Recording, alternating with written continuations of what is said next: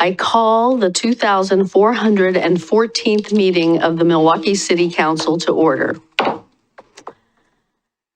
I will note that Councilor Savinjord is not here with us in chambers tonight, but she is participating via Zoom. So we are all present tonight. This meeting is being held in person at City Hall and by video conference. The public may participate in this meeting by coming to City Hall or joining the Zoom webinar. The meeting is being broadcast live on the city's YouTube channel and Comcast Cable Channel 30 within city limits. There will be opportunities for the public to speak during this meeting. If you would like to address council, you may come to City Hall or participate via Zoom. If you are interested in speaking, please let staff know by filling out a yellow comment card on the table over there for those at City Hall, or emailing ocr@milwaukeeoregon.gov for those on Zoom. When it is time to take public comments, staff will monitor the comment cards, email inbox, and Zoom participant list and chat. We will take comments in the order they are received and seen. Comments may be emailed to ocr@milwaukeeoregon.gov.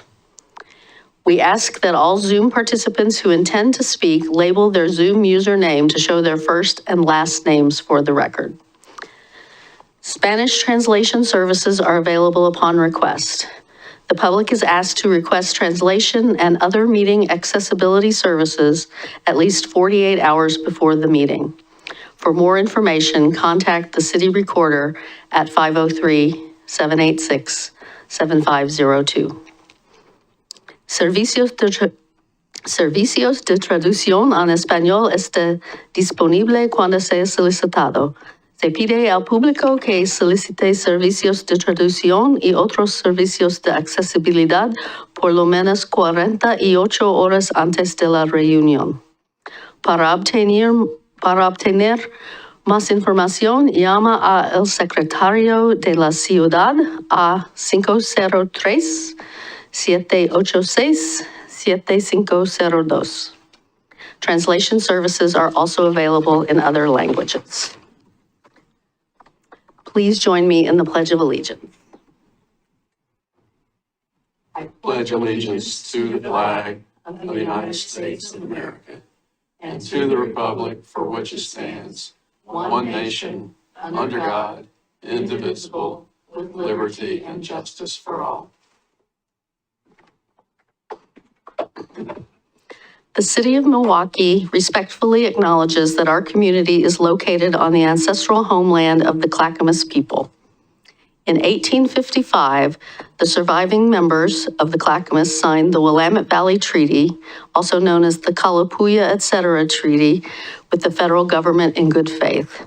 We offer our respect and gratitude to the indigenous people of this land. And we will move on to our announcements.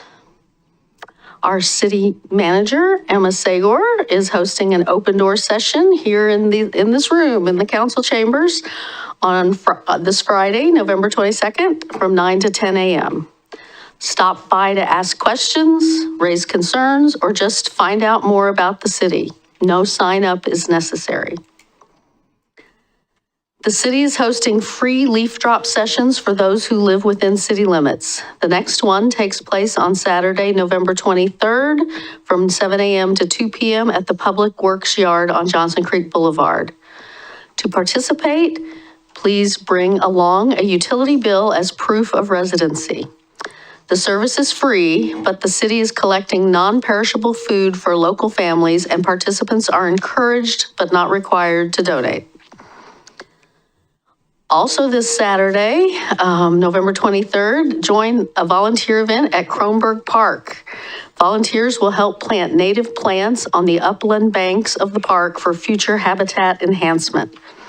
The planting takes place from 10 a.m. to noon. Interested volunteers can join early at 9 a.m. for a walking tour of the Kellogg Creek Restoration and Community Enhancement Project, also known as the Project to Remove the Dam. Registration is required to volunteer and take the tour, and the link is on there, I hope. Oh, go to, go to the North Clackamas Parks and Recreation District or the North Clackamas Watersheds Council sites for registration information. The Thanksgiving Farmers Market returns on Sunday, November 24th from 9:30 a.m. to 2 p.m. It is a great time to stock up on fresh, local produce and ingredients for the holidays. The market is held in the parking lot downtown at Harrison and Main.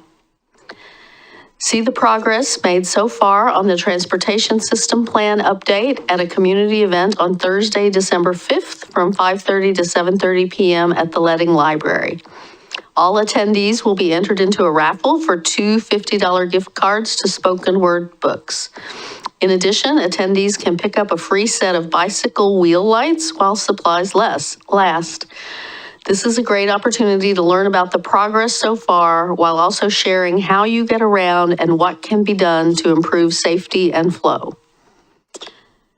Save the date and join the holiday tradition of decorating umbrellas and marching through downtown on Saturday, December 7th from 4 to 6 p.m.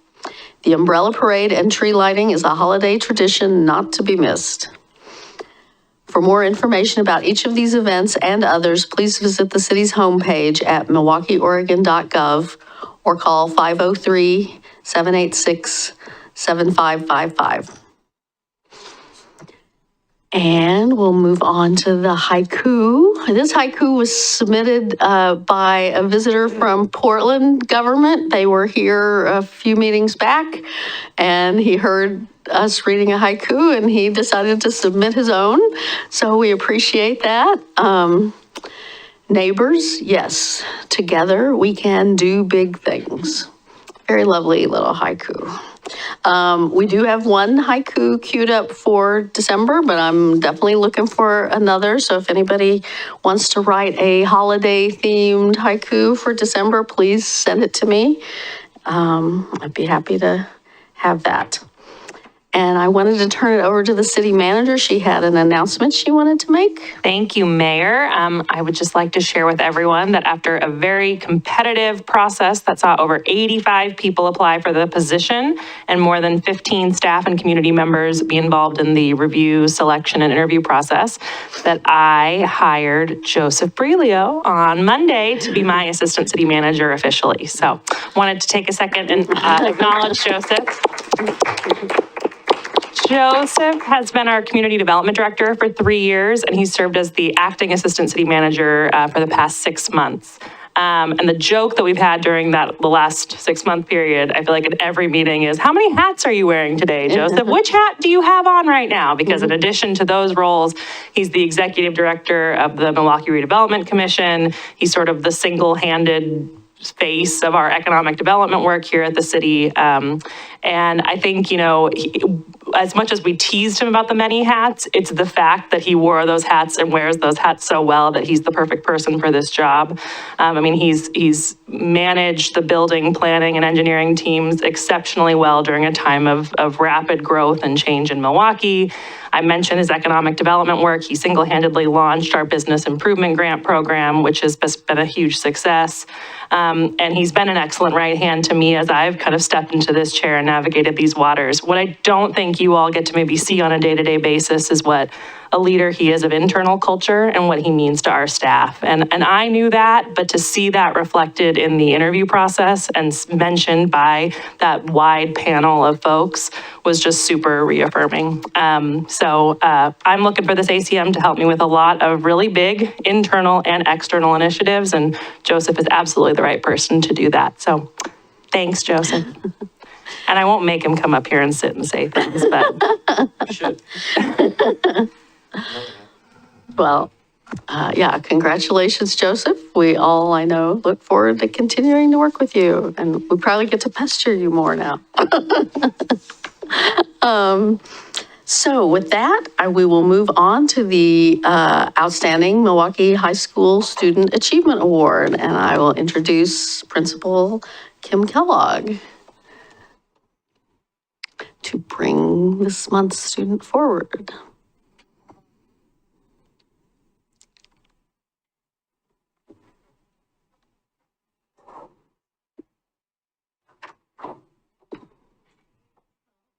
evening, everybody. It's great to see you all again. And as always, I'm excited to bring our students. And this in particular, bringing Gustavo Barraza to the table here tonight is, he was my first student that I really wanted to bring this year, but he's so busy and his schedule with soccer and everything else, every time we lined it up, we're like, oh, that's not going to work. So I'm like, okay, November is going to be the month that we get to highlight you. But one of the pieces, Gustavo, just to tell you a little bit about Gustavo, he has a 4.0 and has maintained that through his, 4 years that he has been at Milwaukie High School. He's working towards his honors diploma. He's in National Honor Society. He has taken a variety of courses at Saban Schellenberg with the programming and coding, law enforcement, engineering, architectural design. And he's taken, as you can see, a lot of AP classes. I think you've taken almost everything that we have to offer. Right about, yeah. And then extracurricular activities, he, president. Student government president, yeah. Yeah, and so he's been 4 years of soccer, 4 years of track. He is a member of our REAP organization, which is more of a student leadership kind of group and community engagement. And then he's also been an intern at Portland State for mechanical engineering. And so kind of with all of those pieces, and I wanted to share some of the words that teachers have put out there, and I can second, third, fourth, all of these, but Gustavo is president of the class of 2025. He leads by example, kindness, and passion. Gustavo frequently checks in with me to see if there's anything extra that needs to be done and makes an effort to come early to events. He's working. This year, Gustavo has volunteered to fundraise for a Mystery Mustang holiday family adoption on 2 occasions. He has planned our Panera food night. So, and the thing I want to say too is, like, every time you see Gustavo, there's always a smile. How can I help? One of the most polite students, just about how can I help in our community? Juan, his soccer coach, also wrote down Gustavo is an outstanding team player who consistently puts the team first. He is always willing to lend a helping hand to his teammates, whether it's offering support on the field or encouraging others to push through challenges during school. His selflessness and commitment to team success makes him a valuable asset to the team. His positive attitude, work ethic, and dedication to teamwork elevates the entire group, making him a true leader on and off the field. Everyone who meets Gustavo feels the same way. To be in a room with Gustavo is like there is just kind of that positivity, connectedness, kindness that he puts forward. And he is a wonderful student in our community and has given so much back.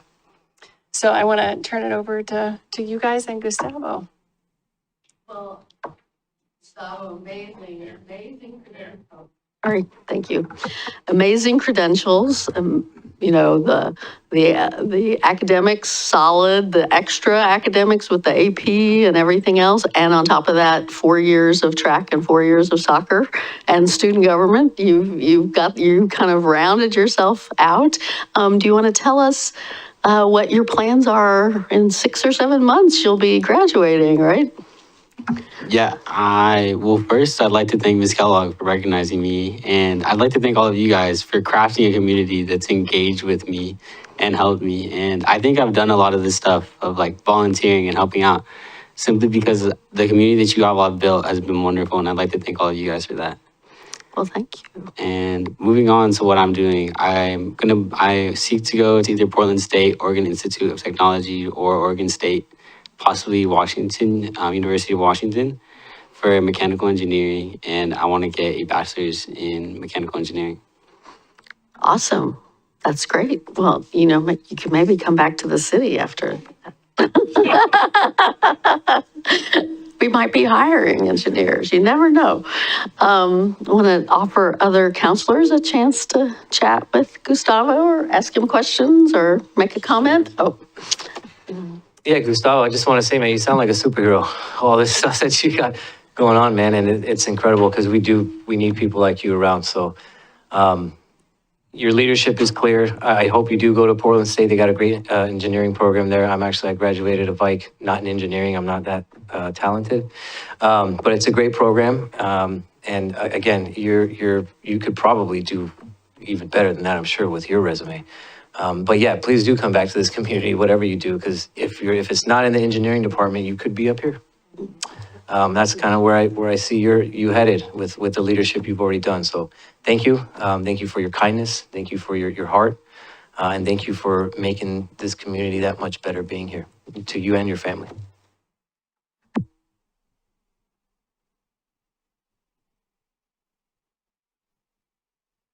Before we move on across the dais, I think we'll look to Counselor Savingeorge because she's usually sitting right there. So we'll look to her if she'd like to say a few words.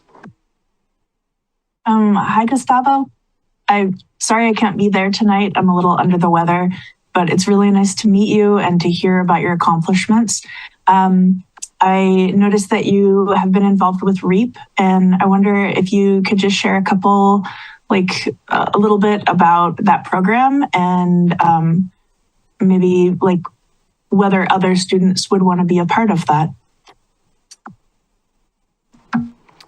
REAP initially stood for Renaissance, Elevation, and two other letters that I can't remember right now. But it boils down to helping others and uplifting others along with yourself. So I feel like students who need to be in the REAP are the people who are the most timid and the most unlikely to go in REAP to a degree. Because I'm going to be fully honest, 100% transparent. I've never felt inherently confident in myself, but I feel like through REAP and through the mentorship that I received there, I was able to elevate, as the program says, and push forward and become the person I've become today. That's great to hear. I've heard really good things about the program, and it's nice to hear from someone who's been a part of it. So I think, I'm not sure if you realize this or not, but everybody feels a little insecure about things that they do. Even everybody who's on city council every once in a while feels like they're second guessing themselves about things. So just know that you deserve to be where you are, where you're going, and go out there and continue to take the world by storm. So thank you for being here, and thanks to your principal for honoring you this month. Thank you, Counselor. I'll move on to the Council President. That is quite a resume, Gustavo. I'm not sure that you could get that all on an 8x11 piece of paper. I have no idea when you sleep, but just well done. You're doing spectacular things. I want to ask you to introduce this support group that you brought with you. All right, lovely. On the far side, we have my mom. I would like to say my mom taught me kindness. My mom taught me to be an optimist and to always look on the bright side of things. And then to her left is my dad. My dad is the opposite of that. My dad showed me what the real world is. I think I'm as resilient as I am because of him. He's shown me that challenges are just steps in the way that you're supposed to go. And my little sister, Angelita, is on his left. She's shown me how important the youth is. Something as simple as just going outside and playing soccer can really just reset your mind and get you back on track. And on the far left is my partner, Vanessa. We've been together 3 years now, and we've been through everything, and she's just uplifted me throughout the entirety of it. Thank you for that. And that it always helps when you got a great group behind you, cheering you on. So thank you for introducing those, and well done. Thanks. President Barraza, thank you for gracing us with your time today. I am really impressed by all the work that you've been doing, and you can tell you've got some good thoughts up in your noggin just with all the AP classes you're doing. I'm curious, you've lived in this community for a little bit. If you could change anything about Milwaukie or the Milwaukie area, what would you change? How would we make life better here? I'd like to open by saying that's a really, really good question. I think that Milwaukie boils down to being a community. That fundamentally, it's a large group of people who love to be in the city and love one another. And I feel like the things that are present are beautiful. I think the only thing that could really help would be maybe just a bit more gatherings, larger social gatherings, to really embrace that community a little bit further. That's awesome. Thank you. Thanks for all the work you've been doing too. Great. Well, unless you have anything else you'd like to add, I will read the proclamation. And, okay. The City of Milwaukie is proud to recognize for outstanding student achievement in academics, civic engagement, and extracurricular activities at Milwaukie High School, Gustavo Barraza. Let it be known to all that on this 19th day of November, 2024, the City Council of the City of Milwaukie, a municipal corporation in the county of Clackamas in the state of Oregon, recognized this student as an excellent example of the bright future of this community and nation.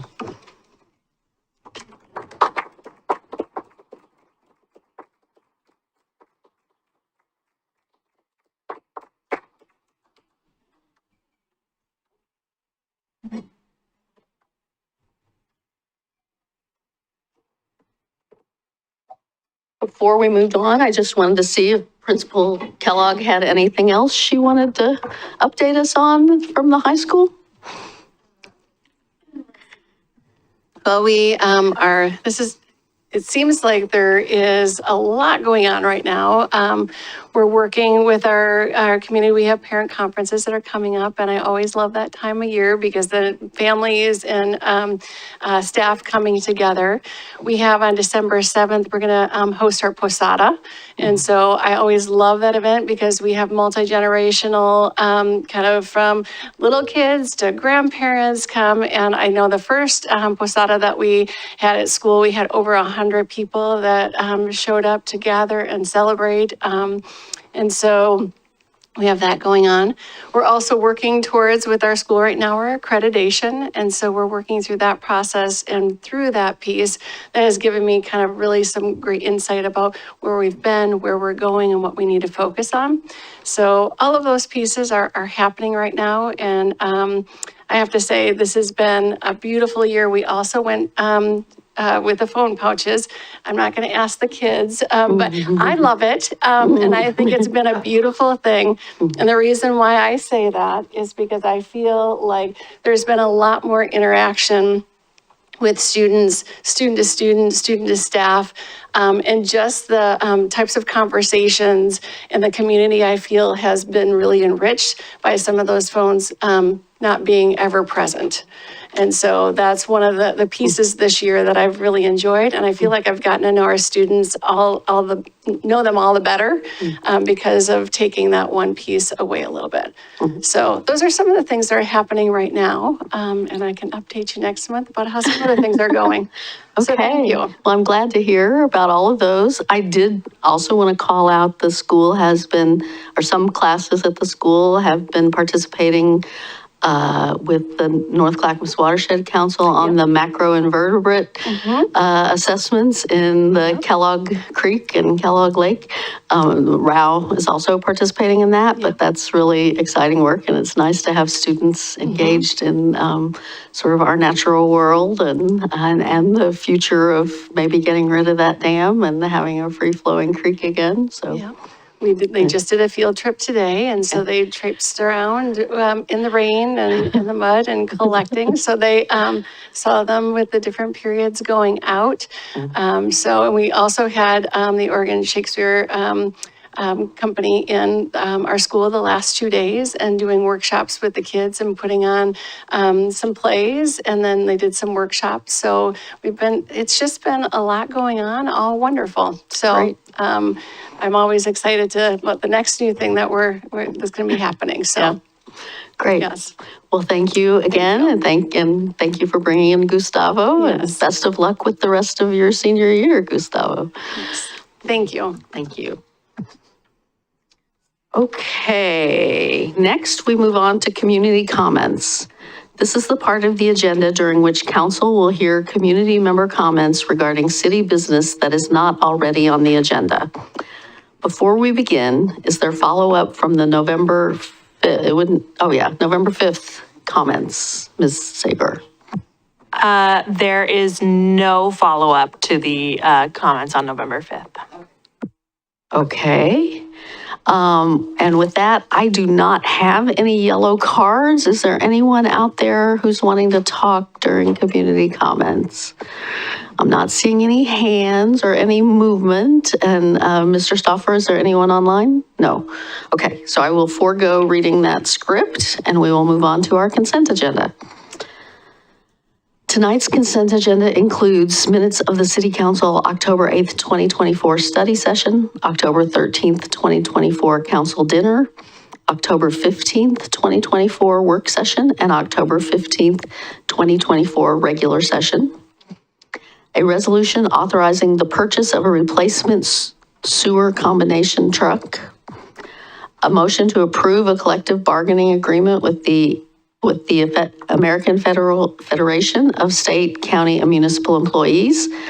A motion to approve a cost of living adjustment for management and non-represented employees. Does any member of council wish to remove a consent agenda item?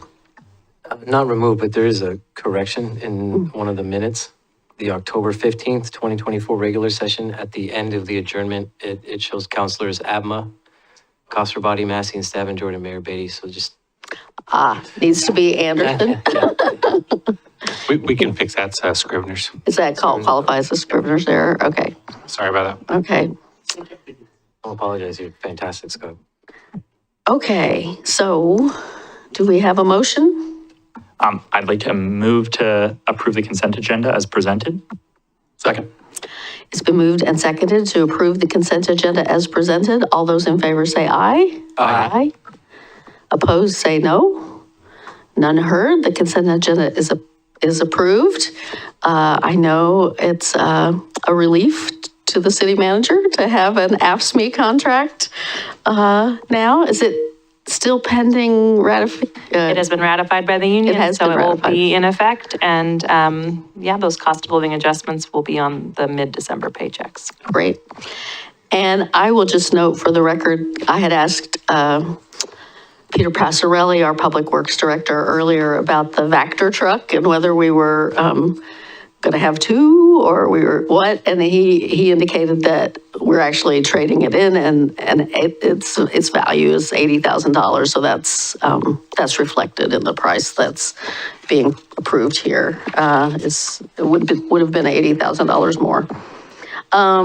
Okay, with that, I will invite Councilor Lewis to come forward and talk to us about regional housing funding.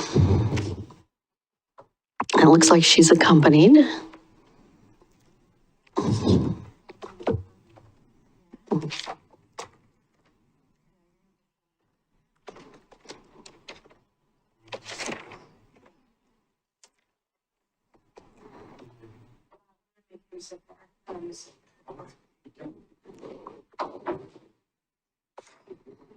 Thank you, Mayor. Thank you, Council. Good to see all of you. For the record, my name is Christine Lewis. This is my first microphone ever. Don't know how to work it. But good to see all of you. I serve on Metro Council representing communities of District 2, which obviously includes City of Milwaukie, but go as far west as the other side of the river in Lake Oswego, Westland and Southwest Portland, and as far east as Happy Valley, and as far south as Oregon City.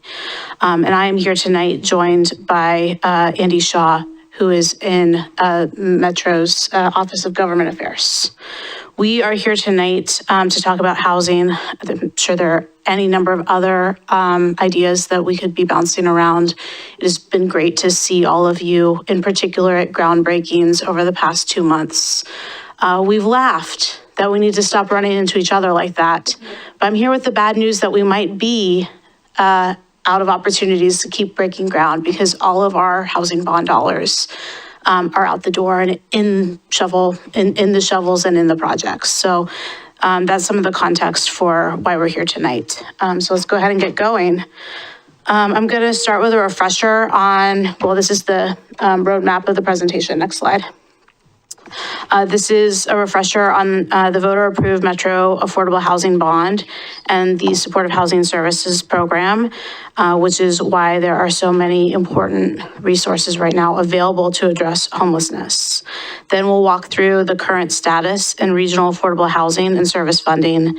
And we have slides in which we've got some presentation about what we've heard from partners and community members over the past 6 months to a year.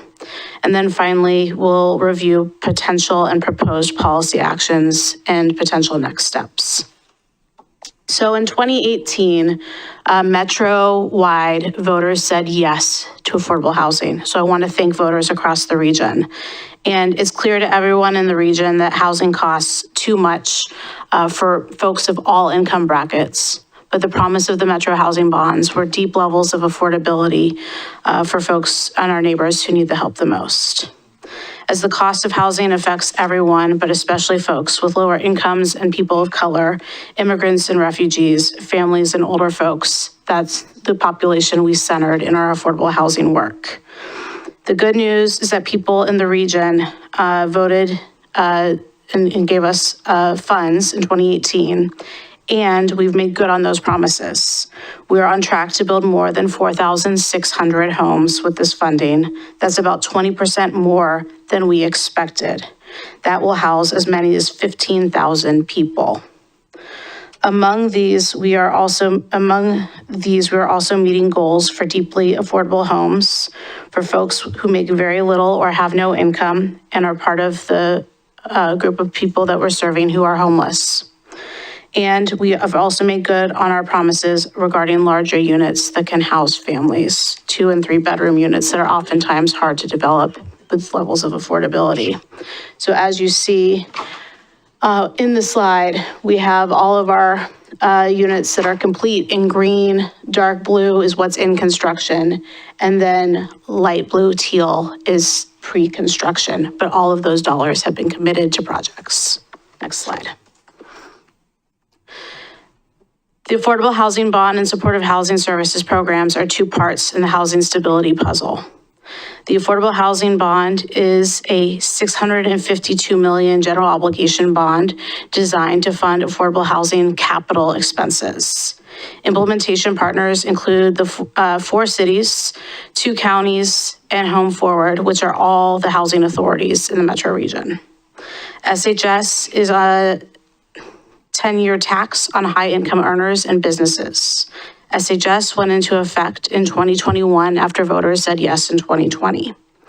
It is expected to sunset as currently written in 2030 unless extended by voters.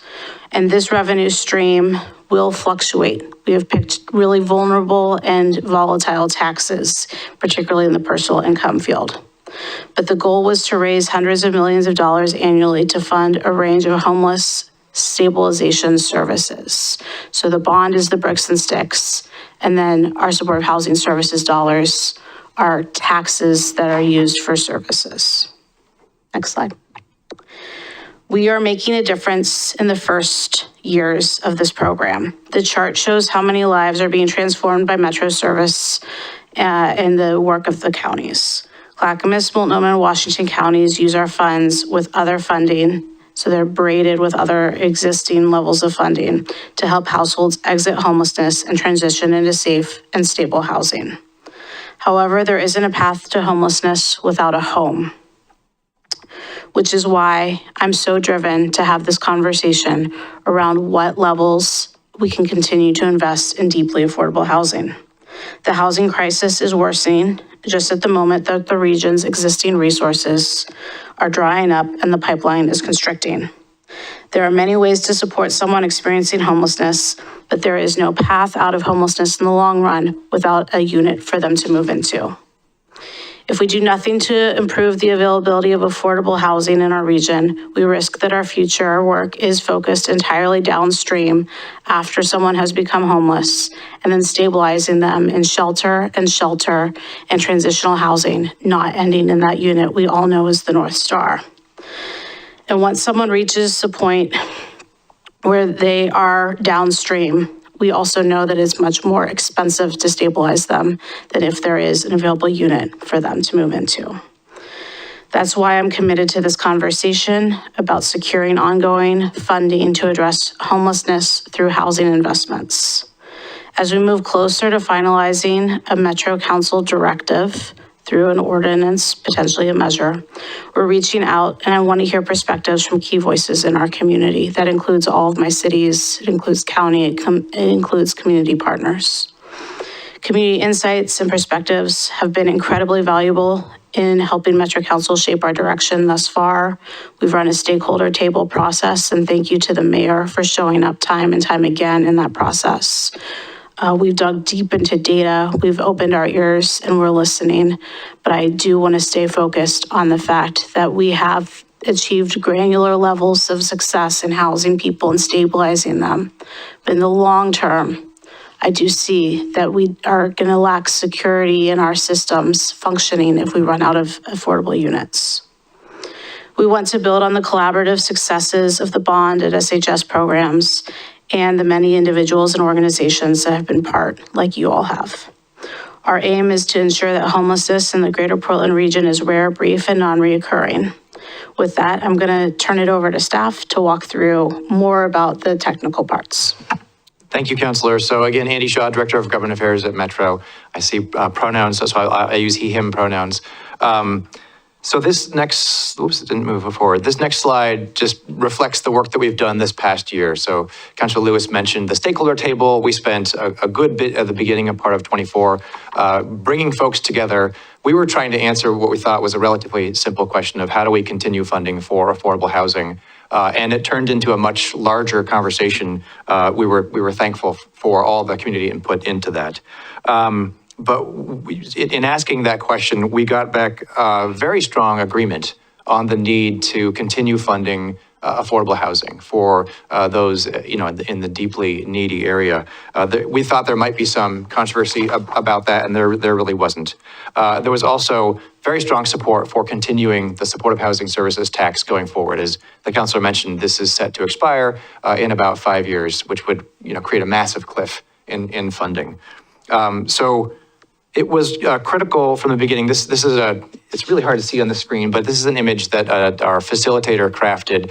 You may recall, Mayor, they had amazing ability to, in real time, use art to show the input that we were getting from the broad array of folks that were involved in the stakeholder process. But this just shows all the different streams that we utilized to try to get input into the process. And we heard and applied that feedback to the work we've done this last year. At the Metro COO's direction, the Metro Council's direction, they directed our COO to establish the stakeholder committee and bring in a really broad array of perspectives, including county, city, elected officials, providers, advocates, community-based organizations, business leaders from across the region. We spent 5 or 6 or 8 months working through getting all that feedback. In addition to hearing from partners directly in that process, we engaged through community-led engagement. We reached out to other regional committees and organizations, city councils, other places to get input along the way, public opinion research to understand where the voters might be. All of this led to a COO recommendation this last July, and that kicked off several months of Metro Council work sessions and discussions with partners and more. And we weren't necessarily seeking total consensus in that process. We know there's lots of different opinions on issues of how to provide homeless services, the best ways to fund housing. But we were pleased in the end about a remarkable amount of agreement amongst this broad array of stakeholders with the public opinion polling, with the outreach and engagement that we did. And there was a real sense of we've built something initially, and the desire not to sort of lose steam along the way, but keep our eyes up on long-term success. So in the next set of slides, I'll cover what we heard from folks and what policy actions and our proposals we're looking at to address the feedback. Generally speaking, though, we're reflecting on what we've heard and discovered in the process. The Metro Council's direction has been to continue regional affordable housing funding and as well as homelessness funding in the long term. So figure out how to balance those two long run. Evolve an integrated regional housing and services program to better meet the regional needs and opportunities, and to learn from our shared successes to make some systemic changes and address ongoing systemic challenges. So the first slide here, that's coming across okay. So our counselors and most of the folks involved agreed that homelessness should be rare, brief, and non-recurring. Those are sort of a North Star set of terms for how we might judge the use of funding. First, rare for everyone. There should be plenty of supports to keep people from becoming homeless due to circumstances they can't control. When a family or individual finds themselves experiencing homelessness personally, that experience should be brief. They should be able to get into shelter or at the very least, ideally, stable housing. And homelessness should be non-recurring. Whether someone's experienced the trauma of homelessness once or are chronically homeless, we need to provide ongoing support to them across the region. So this means both abundant funding for homeless services and for places for people to live, a balance of those two. Gonna move on to the next one. So these represent different values that we're trying to advance through the process. So at the same time, people and communities depend on funding to stay housed. Stability is especially important for people who are receiving those services today. We don't want to make changes that affect people's current rental payments. Do you want questions held to the end? You can do it along the way. Whatever. Well, this goose here is our signal trying to be that kind, somebody Andy, wants to ask questions. So- On the last slide, are you saying that SHS funds could be used for capital programs for affordable housing, similar to the bond? Is that what you're talking about? As opposed to just services like it is now? Yes, that's our proposal, is that we'd like to potentially ask voters, would you be willing to have us use these same tax revenues for deeply affordable housing and affordable housing? Okay. And what Capital. % AMI are you saying for deeply affordable or? When I say deeply affordable, I generally mean the 0 to 30 Okay. about range. Okay. And then affordable would be our traditional more traditional 30 to 60, even 60 to 80. Okay. And would that come with another 10-year extension? So we'd be looking at 2035, or is that not a part of the? You're I hopping think they're, ahead. yeah, you're zooming Forgive my ahead. naivete. I'm excited. No, I think you are getting to the questions that we were trying to answer in the process. So, the consensus that arose that we were a little surprised was such a strong consensus was that future affordable housing funding should focus on that 0 to 30 AMI population. There's been a lot of talk of workforce housing, other ranges of housing, but there was just a very strong consensus that is the area that government resources should focus on, and we should look for blended, solutions for the broader housing challenges. So we're trying to stabilize the supportive housing services, knowing that we've got this volatile funding system. The fact that the state has had multiple kickers is just an indication of the volatility because they rely so heavily on income taxes. We've picked a business and personal income tax for this SHS program, and that it is going to be volatile over time. So trying to craft a structure that manages for that volatility is one of the goals here. Whoops, I was on the wrong slide. To cut to the chase, we're looking at potentially extending the supportive housing services program for 20 years.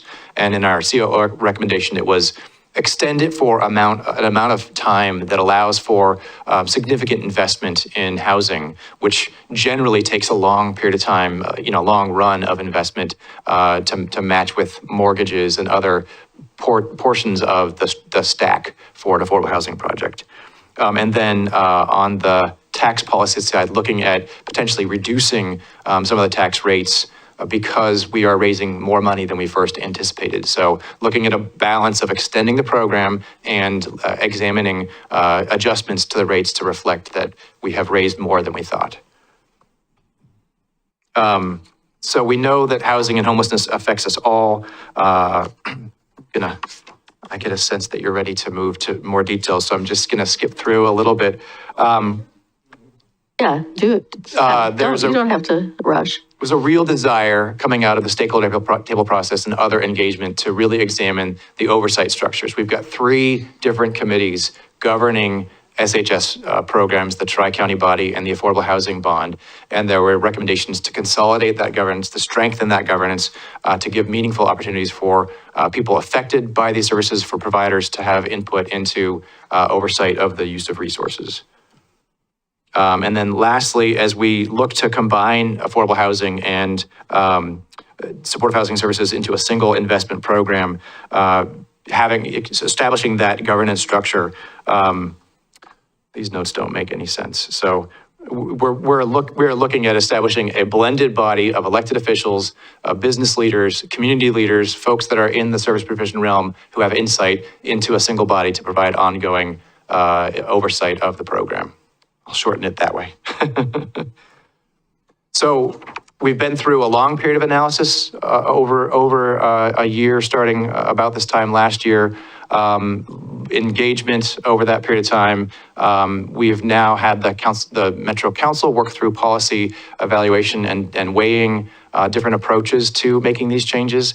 And so we're now running through a period of intense council sessions, looking at governance, looking at allocation methods, looking at proposals for the tax rate, and looking at proposals for the extension. And we expect a more final ordinance for consideration in mid-December for the council's first look at a final set of combined elements, then for consideration for potential referral in the new year.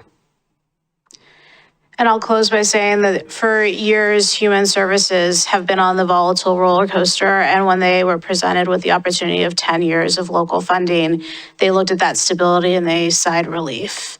And I don't want to move away from the idea that the thing that we are doing with these dollars first and foremost is providing stability to those critical services. That said, we've received far more funds than even our wildest dreams would have first projected.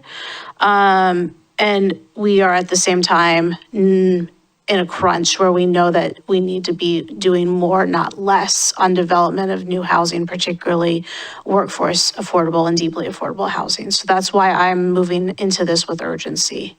There's any number of things that I think can be improved in the program, but those 2 things are the North Stars: continuing the good service delivery and making room and space and process for us to invest in housing. That said, my mind of how we do this, when we do this, those are wise. But other sorts of questions are definitely still open. So I'm all ears for thoughts, questions, and ideas. Well, I noticed on your slides early, about around the time Mr. Shaw began, there was a slide that said something about direct allocations to cities, but you didn't actually talk about that. So can you talk about that a little bit? Yeah, so our hope is potentially to fund programs through a grant program, similar to how Clackamas County opened up funding for cities to apply for some of the Clackamas County funds.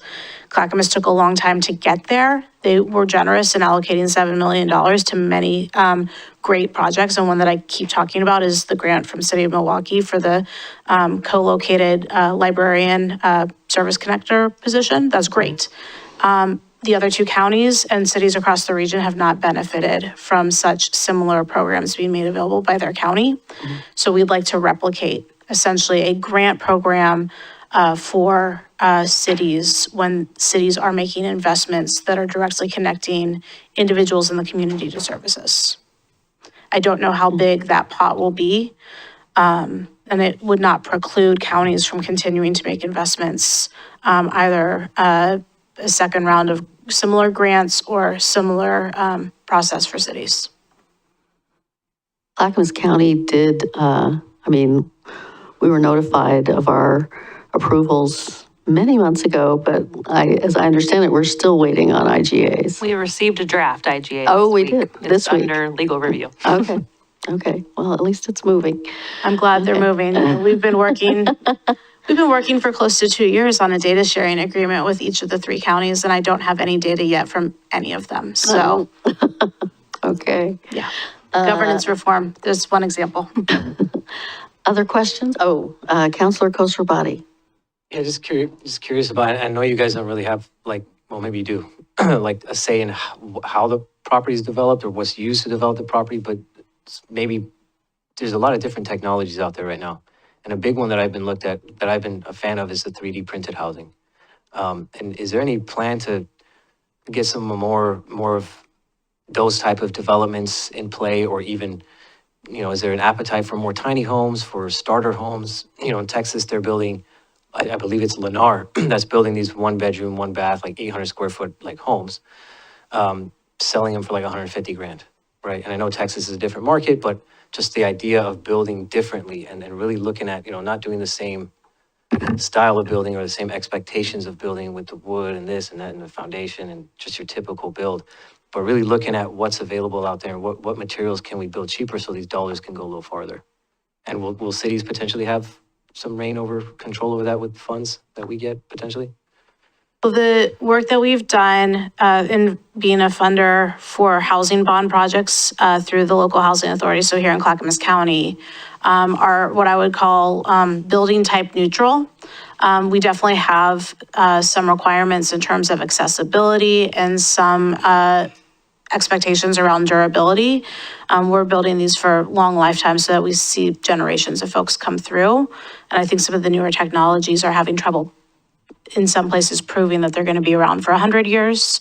But I do think if there were a new technology or a new innovation that was competitive, the Housing Authority should look at it. But we do not have an example of a 3D printed, deeply affordable unit having been funded. And the only reason I ask is just because, like the Department of Defense is using 3D printed technology to now build their barracks because of it's cheaper, more sustainable, and it just brings a whole slew of benefits along with it.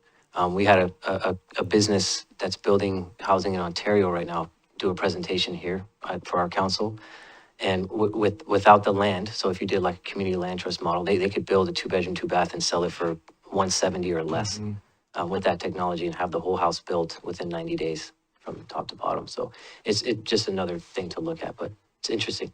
No, I think it's the right questions set to be asking. The Cascadia Innovation Corridor really just yesterday and today had an entire set of meetings around housing and housing innovation.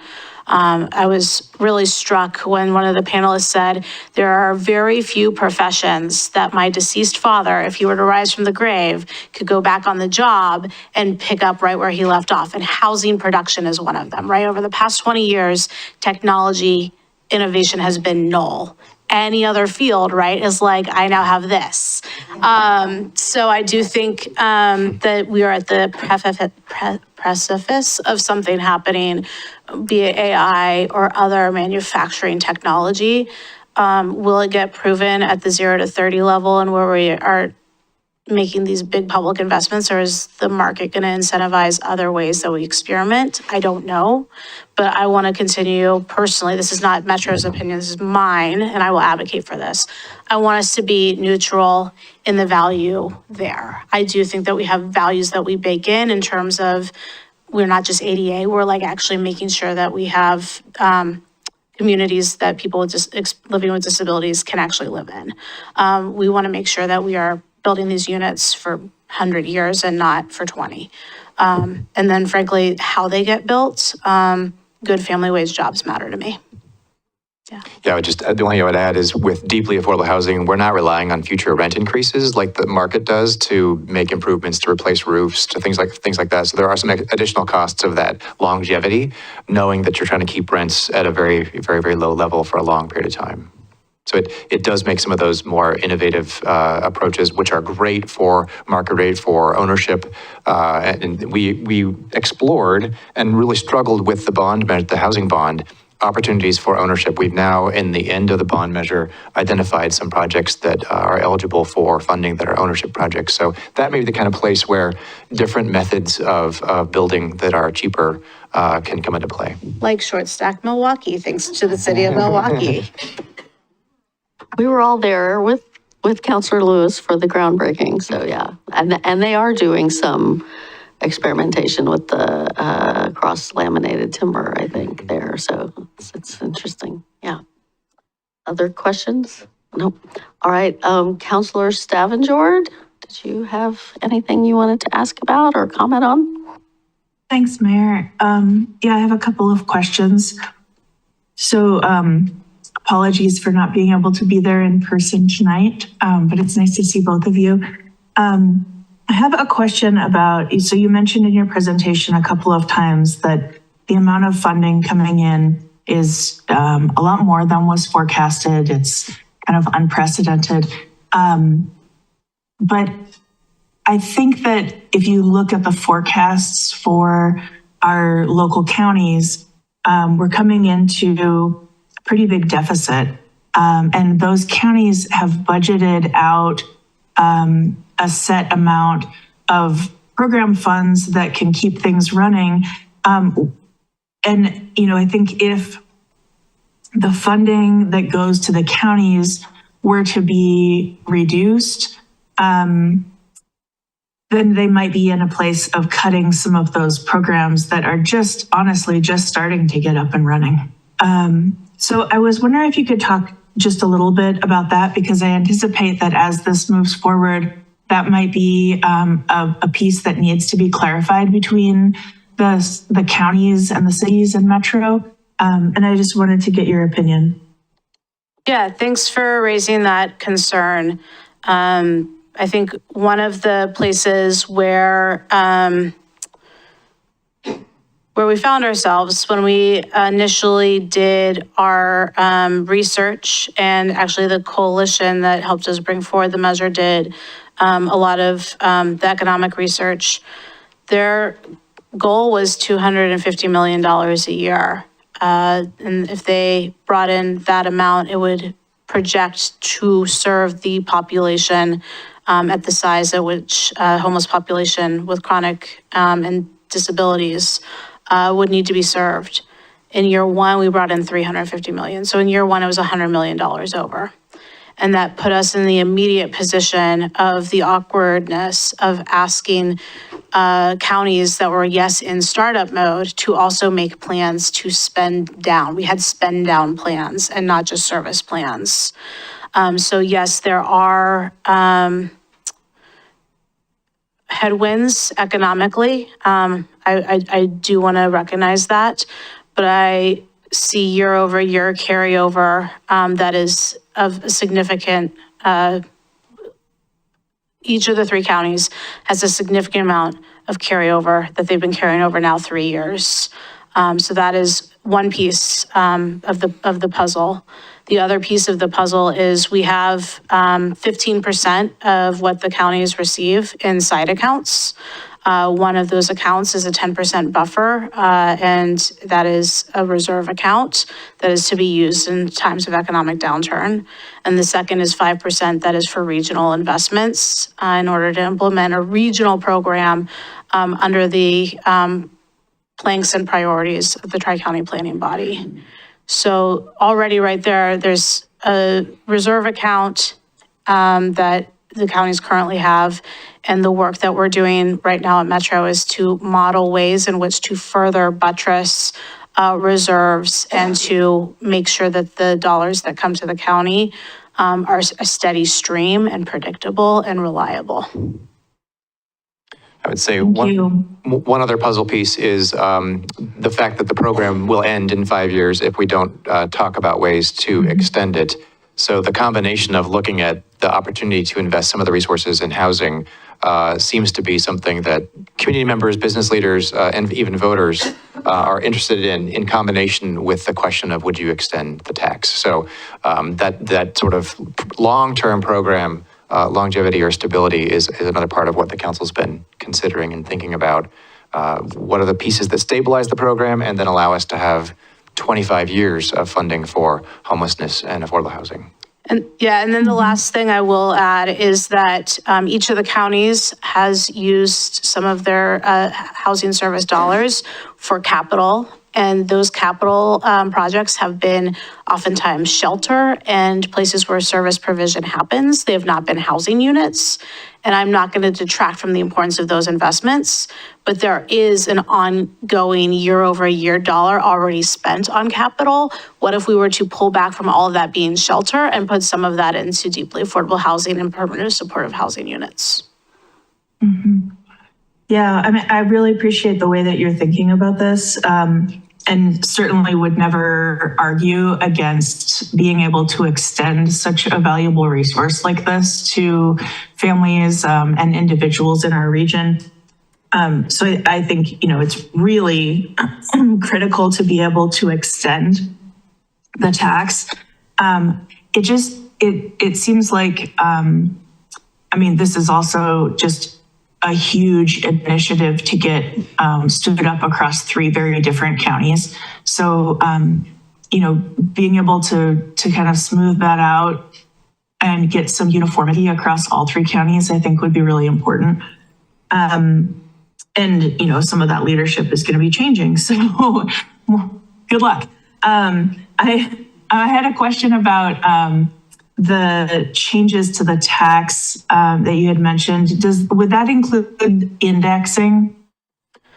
Yes, so the slide did include 1, indexing. So the current threshold would be indexed to inflation, so that what was pitched to voters as a high income tax that only about 10% of the top wage earners pay would continue to be at that top 10% or so level.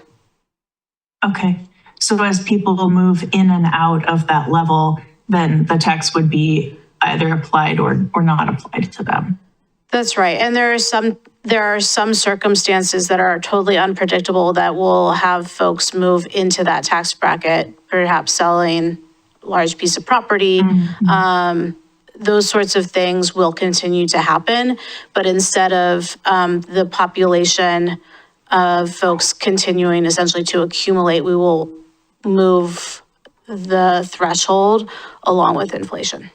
The person that won the lottery ticket earlier this year, I think it was, in North Portland somewhere, caused a blip in all different income-related revenues, but certainly ours, yes. Talk about unpredictable, I heard that was $13 million to the program. Yes. So yeah, there's no way our forecast could have forecasted for that. There's no way that any of the 3 counties have already spent those dollars before they see them. Yeah. You mean Metro doesn't have a secret lottery algorithm working in the background? We do, we just can't talk about it. You're joking. Let's put on I'm the joking. record. On the record, You're I'm kidding. very I'm totally clearly kidding. The day that Andy Shaw disappeared. Well, the last question that I had has to do with the city-led initiatives. And we have been really grateful to have received some of the funding from Clackamas County for these initiatives. And I think, as they're putting together the application process for these, I think that they were trying to put some guidelines around shared values and shared outcomes and things like that, so that the deliverables for each of those contracts would be able to share, the intent that the regularly funded programs through the county would have. And I guess what I'm wondering is, as you're thinking about replicating that through a grant program across the region, would it still be administered through each of the counties, or would it be administered through Metro? And would there be uniformity around the expectations for those grants? You are asking questions that we don't have answers to. My goal would be a Metro centralized application with Metro region-wide standards applied. While Clackamas County, after many months of C4 meetings that you attended and some of your colleagues in front of me attended, we did get a really high-functioning, good program that's centered on good values. Cities in the other 2 counties, and I frankly don't have to remind you of that, have been asking their counties for more support and they're not getting it. So I don't think we're in the position where we want to try and force the counties to do something they've shown they aren't interested in doing, and if we can do it ourselves and work with cities on a grant program. That's a personal opinion, though, that is yet to be decided amongst those of us who are trying to shape a potential measure. Yeah, well, I appreciate that. I think it would be really hard to try and find commonality without some sort of uniform metrics. And so I agree with you there. And, some of the applications that have been received by other counties for similar type programs include things that can't really be applied to SHS funding. So, like fleet vehicles. And I think that there's some education that needs to be done in those conversations with cities to be thinking about, the value and the intent around SHS and how that needs to show up in city-led initiative applications. So it's not just asking for support, but it's also tailoring those asks to be specific enough to align with the measure. So I think, that's been something that at least one other county has been working on for a while, even though there hasn't been a mechanism to do direct funding, that there have been ways to amplify the resources that are available to those cities. So, I'm happy to fill in some more of those details offline, but I think that having something uniform would be really, really helpful for the cities and the counties. Yeah, thank you. And I think in particular, we've had these discussions largely talking about cities like Milwaukie, cities like Beaverton, cities like Gresham, and even smaller cities. I have colleagues who represent people who live in Portland and only people who live in Portland, and we're starting to also have to scratch our head and think what, if anything, this pot of money would have a responsibility for in Portland. I don't have an answer on that. I'm just being very transparent in things I'm thinking about when I think about a city program. It feels wrong to close the door to one city, but I also don't know what our responsibility is to a city that already has base funding compared to cities like I represent that don't. Yeah, that makes sense. The original continuum of care model called out cities of a certain, sorry, we've got a dog having an issue in the background. So, that model called out cities that had a certain population size, which is why Portland and Gresham were at the table. Yep. But like in Clackamas County, we don't have cities near that size. So we would never have been at the table. So it is really nice to have a process in place.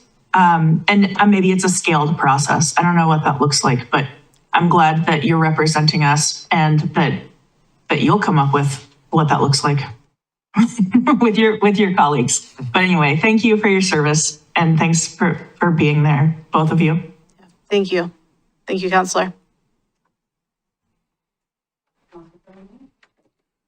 I just, this is really encouraging to see the number of units out there. And it's easy just to look at those as units, but that's really, people and families who have a warm at this time of year place to live and, a safe place to live. And that's encouraging. It's just not a bunch of doors, it's real people.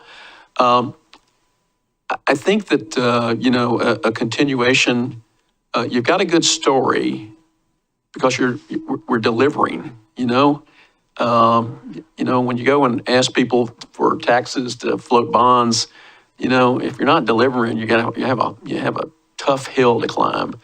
And so we're delivering.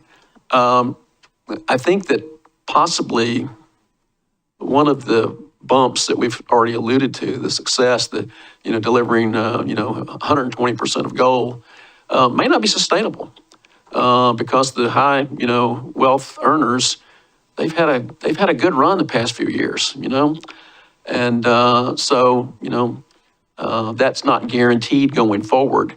And so you might have a little bit more trouble, this good story may not last forever, but I think it can still be a good story because the taxpayers, they just want to make sure that we're good stewards it looks like to me we are good stewards of that money. So I wish you well. I wish all of us well. Yeah. Thank you, Counselor. Really nicely put.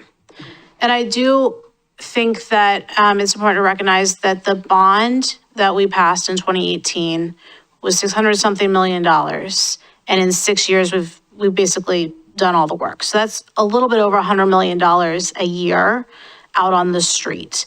And granted, that came out in Clackamas County, at least in 2 tranches. We're not ever, with this kind of mechanism, going to be in that world of $100 million a year or a tranche of $300 million a year. But what a difference 13 million makes, 15 million makes in a single project. And if we can do that 2, 3, 5, 6 times over in a calendar year, it's still worth it, even if we're going to be at half the investment level that we've been at for the first 5 years. Thanks. I can keep these really quick. A few small semantic things. You mentioned providers being at the table for your stakeholder groups. Would this include CCOs? I know they're doing a lot of work around at least social determinants of health, and they're getting into housing spaces. Will they be there? So the stakeholder table, did it include Jeremiah? Jeremiah's on our Tri-County. I don't think Jeremiah was at the stakeholder table. Who was Care Oregon? Oh. What's a coordinated CCO? care organization. So it's how Oregon, we have different regional CCOs that distribute or manage the OHP, our Medicaid program. And so So they're state employees. they are not, they're independent contractors. The state will then contract with CCOs. I don't think they'd be called state employees. It would be, you can think of our CCOs as like public insurance companies. But what's unique about CCOs is they look at a much more, they look at a broader definition of health and healthcare when Kitzhaber designed them. And so one of the things that they're looking at now is social determinants of health. They're getting in housing to be able to provide services there. The example Kitzhaber gave is you can spend a lot of money on someone's end-of-life care, or you can buy someone an air conditioning unit, and that air conditioning unit will have large and long-lasting implications on someone's health and save costs down the road. So that was kind of related to the question. So Jeremiah from... Yeah, Care Care Oregon has Oregon will be been there. involved because we have multiple executive members of Care Oregon embedded in both our oversight committee and our tri-county planning body. Okay. And I would need to look back at who from that community was at the stakeholder engagement table. Andy did point out to me that we had a mental and behavioral health doctor from Kaiser, Okay. which kind of wears a CCO hat sometimes. I like it. Part of that table. Yep, healthcare is messy in general, so that makes sense. Okay, you mentioned family wage jobs. I'm wondering, especially on larger projects, what type of labor standards y'all are doing, if that's something you've considered, or how you're ensuring that. With our current program, so the bond program, we do not currently have a set of standards. What we do have is data and data tracking, along with some aspirational goals around workforce participation, really making sure that those projects are building off of the framework of the construction careers pathways, opening doors for women and minority folks who have often been locked out of the construction trades. So that is something that is of conversation. We had multiple members of building and construction trade unions at the table to talk about how we can, if we were to do future investment, not under the bond, but under this new revenue source, how we might do a construction careers corollary to ensure wages and benefits, as well as those data tracking mechanisms. Okay, I appreciate But that. to be determined, and I'm looking for all the engagement there. I will call you off hours. Okay, that sounds good. I know, in talking with different trade groups, it can be tricky to bid on some of these projects, especially the smaller it gets in scale. But if we are talking a hillside type development that's so large, I think that's a real opportunity to see whether apprenticeship standards or other things to be able to get the trades involved as well. So, Yeah, we've done a look back on everything in the portfolio that's a housing bond dollar invested project that's closed and opened. Half have been prevailing wage and union contract. Okay, that's great to hear. The last thing, I'm really happy that Milwaukie has been able to partner with Metro on projects like Hillside and Short Stack. What are things that we can do as a city to best set ourselves up for these dollars in the future, or be ready to be really good partners in this work? Wow, that's an excellent question. And without knowing what the project requirements are going to be, I don't quite know. I'd say continue to work well with Clackamas County Housing, because I do believe that we will continue to work with 7 housing authorities. We're not going to try and replicate, duplicate, or go out and birth something new. In the case of the bond, our relationships with housing authorities was so seamless. I will be looking to replicate that. That's super helpful. Land acquisition or options on land to be more ready for the opportunity for investment comes to mind. I'm not even looking at him, but I see Councilor Coaster body moving. Okay, well, thank you so much for coming. This is really exciting work, and I appreciate all the work that you and the other councilors have been doing on this. Thank you.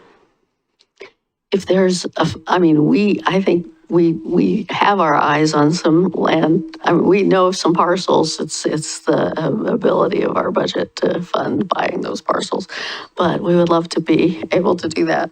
I had a couple of questions, and first off, you talked in here about rent assistance, and I had never really focused. Well, I mean, we knew rent assistance was part of it because that's part of what we are getting funded for through Clackamas County, but I know there's the legislature gives some money to rent assistance. There's the Medicaid program that has rent assistance. How do all those pots of rent assistance get coordinated? That's a brilliant question. And each county knits them together on their own. And one of the things that I think we've found with our challenge and oversight is we don't actually get a full report on how other funds are being spent and prioritized. So the programs at the state level are EHA and SHAP. And those two programs come down from the state, go through a funding formula that frankly right now tilts a little bit more towards rural communities and less towards urban. But those funds go to the counties, and in this environment, our expectation would be that we would see those being prioritized for folks who are not population A or population B as defined by the measure or measure eligible. So folks who are chronically homeless or at risk of becoming chronically homeless. But we don't know for sure. And we don't know how many people are being served with those dollars in context of how many people are being served with rent assistance through the bond dollars. Through the bond dollars. And so the sort of oversight body you're thinking of here would still not be able to crack that nut because it'd still just be limited to oversight of the bond dollars?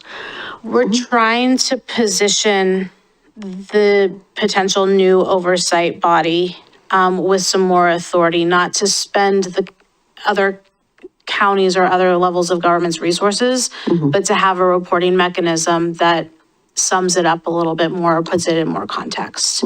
In particular, the current oversight committee is 15 voting members, 5 from each county, and they're all just regular, real people. And I think that's great. I want to celebrate that. But then there's 4 of us who are elected members, and we go as ex officio, non-voting, and frankly, silent and camera off type folks. We don't have a vote. Giving a vote and a role to more levels of elected officials, 1 from each county and a handful of cities, I think will give us a more rounded picture of what's happening overall with all of the levels of funding from federal to state to these local dollars. Okay. Another question I had was, you talk about construction of, creating funding for construction of new homes. I wondered if there's, what consideration is being given to the, we read in the paper pretty frequently about how sometimes it's cheaper to buy an existing apartment building. Will that be eligible under this? Yes. And I do believe acquisition and rehab, we saw it very successfully down in Gladstone. I do think it's something that we had a little bit of a blind eye to a few years ago as being so necessary with so many aging housing stock about to age out. We didn't prepare any part of the bond for that strategy. The first dollar that I would see, I would direct towards an acquisition rehab, or maybe even acquisition, no rehab necessary, depending on the building. Right. Okay. Good to know. Glad to hear that. I think, so I sit at a couple tables with other mayors, and I think your council president is coming to talk to mayors later this week. But one of the things I hear at that table is concern that SHS dollars should be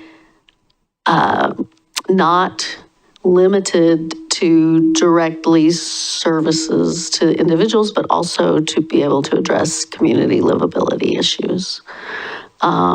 Cleanup of campsites, potentially even I've heard from a couple of cities about that have gotten new affordable housing complexes about the demands the stresses that has put on their police departments.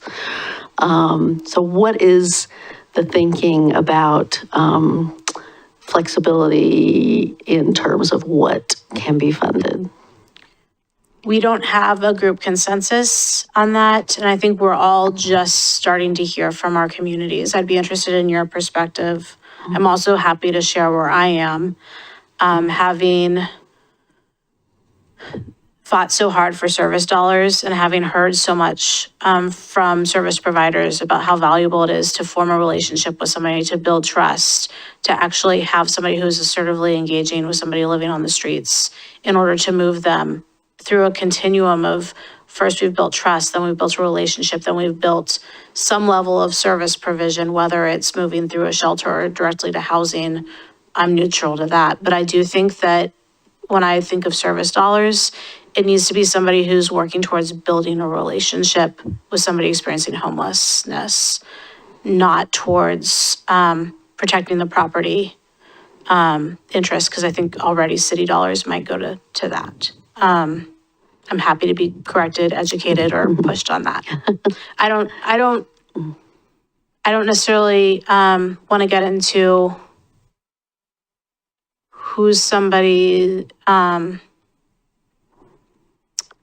do they wear a uniform or not? I want to think through the skills that they have and what their purpose is. Are they helping people? Are they connecting people? Do they wake up in the morning and know that they have 12 homeless people they're going to try and house that day? If so, like, that's what this money's for. Well, and that I think, I think from our interactions with the county, that's been clear. We're very lucky here in having Glenn as our behavioral health specialist. But, okay, I have other questions, but I will set them aside for tonight, and I'll maybe ask them of Ms. Peterson on Thursday, and I'll follow up with you. Maybe we can chat another time. But any final questions for our guests? Any final thoughts you guys want to share? I just want to thank you for the time and thank you for the real concerns and questions. I am committed to continuing the conversation, but I also am not afraid of admitting where we haven't done something right or have overlooked a concern. So thank you. Thank you. Thanks for coming. Okay.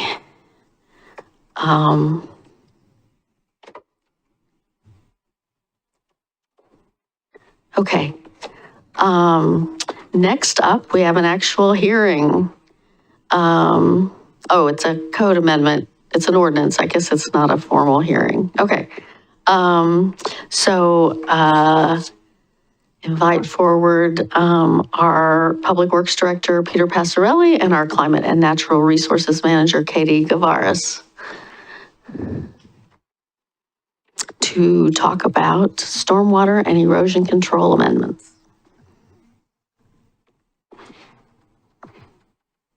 Thank you, Mayor Beatty. I'm Peter Passarelli. I'm the Public Works Director, and with me tonight is Katie Gavaris, our Climate and Natural Resources Manager. Katie's got a short presentation that they're gonna provide.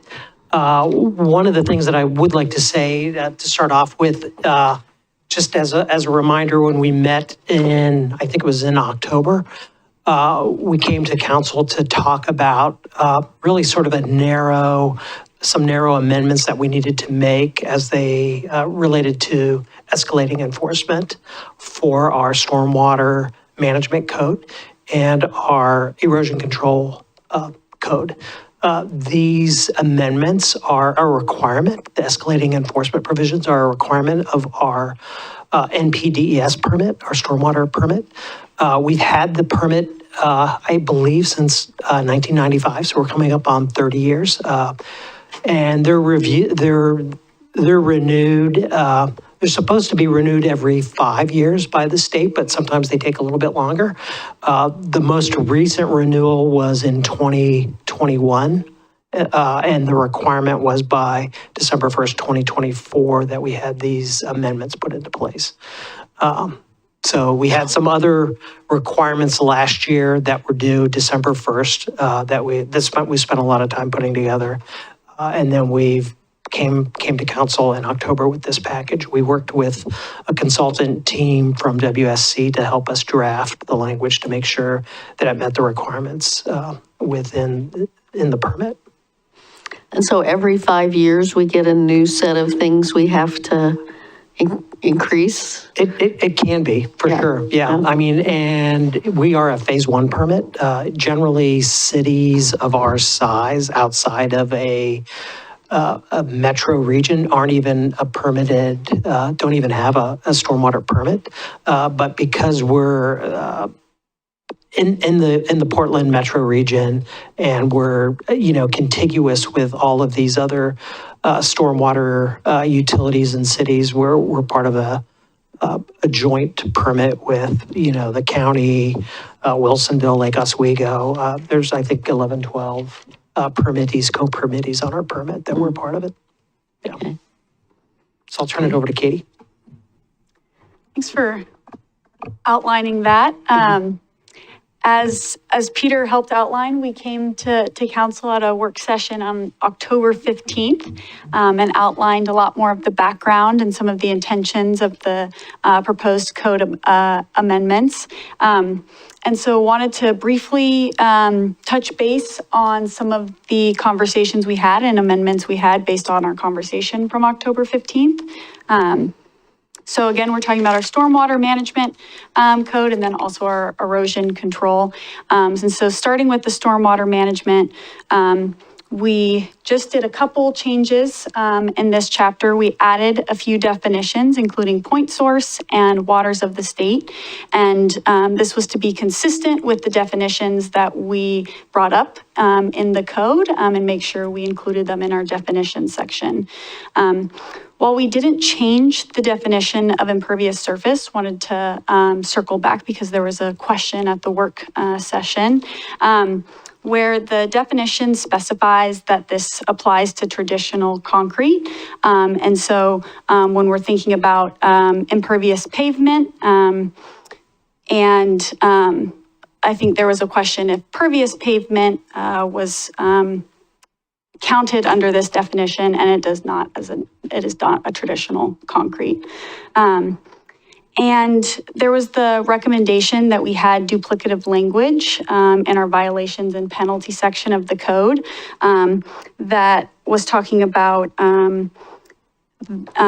having a fine every day that you were in violation, and that it was mentioned in the violations section as well as the section A, continuing violations. And so we removed it from that section E, the violations, the penalty section, just so that we weren't repetitive in that final section of the code. So the changes we made in our erosion control, we included the definition of manager to be consistent with our stormwater management code as well. We also did the same changes to that violations and penalty section to remove the duplicative language. We removed the words shall and replaced them with must, will, consistent with council's preference on that language. And we there was some questions around the language we had in violations deemed a nuisance. This one, we ended up retaining the language as this allows our code to retain multiple different options for enforcement, including abatement, while not repeating the existing requirements for abatement that are all covered in Chapter 8 of our code, Chapter 8.04070. And so it allowed us to retain that enforcement option and tool and not have to spell out all those details in this section again. And then finally, we talked about the need for the language around erosion control plans being kept on site and upon request. And we retained all of that language as it's standard permit language, and it outlines the city's authority and the permittee's responsibility. And we felt it helped ensure separate things, that all necessary documents were available at an inspection and to be on site. And so both of those pieces were important as the city's authority and then also requirements for the permittee. So those were the changes that we took back and added into the code amendments that have been proposed to you all. Okay, thank you. Questions? Councilor Khosrowshahi? Any questions or comments on this package? No, thank you all for that hard work, because I know it's not easy going through all that stuff. Councilor Stavengard?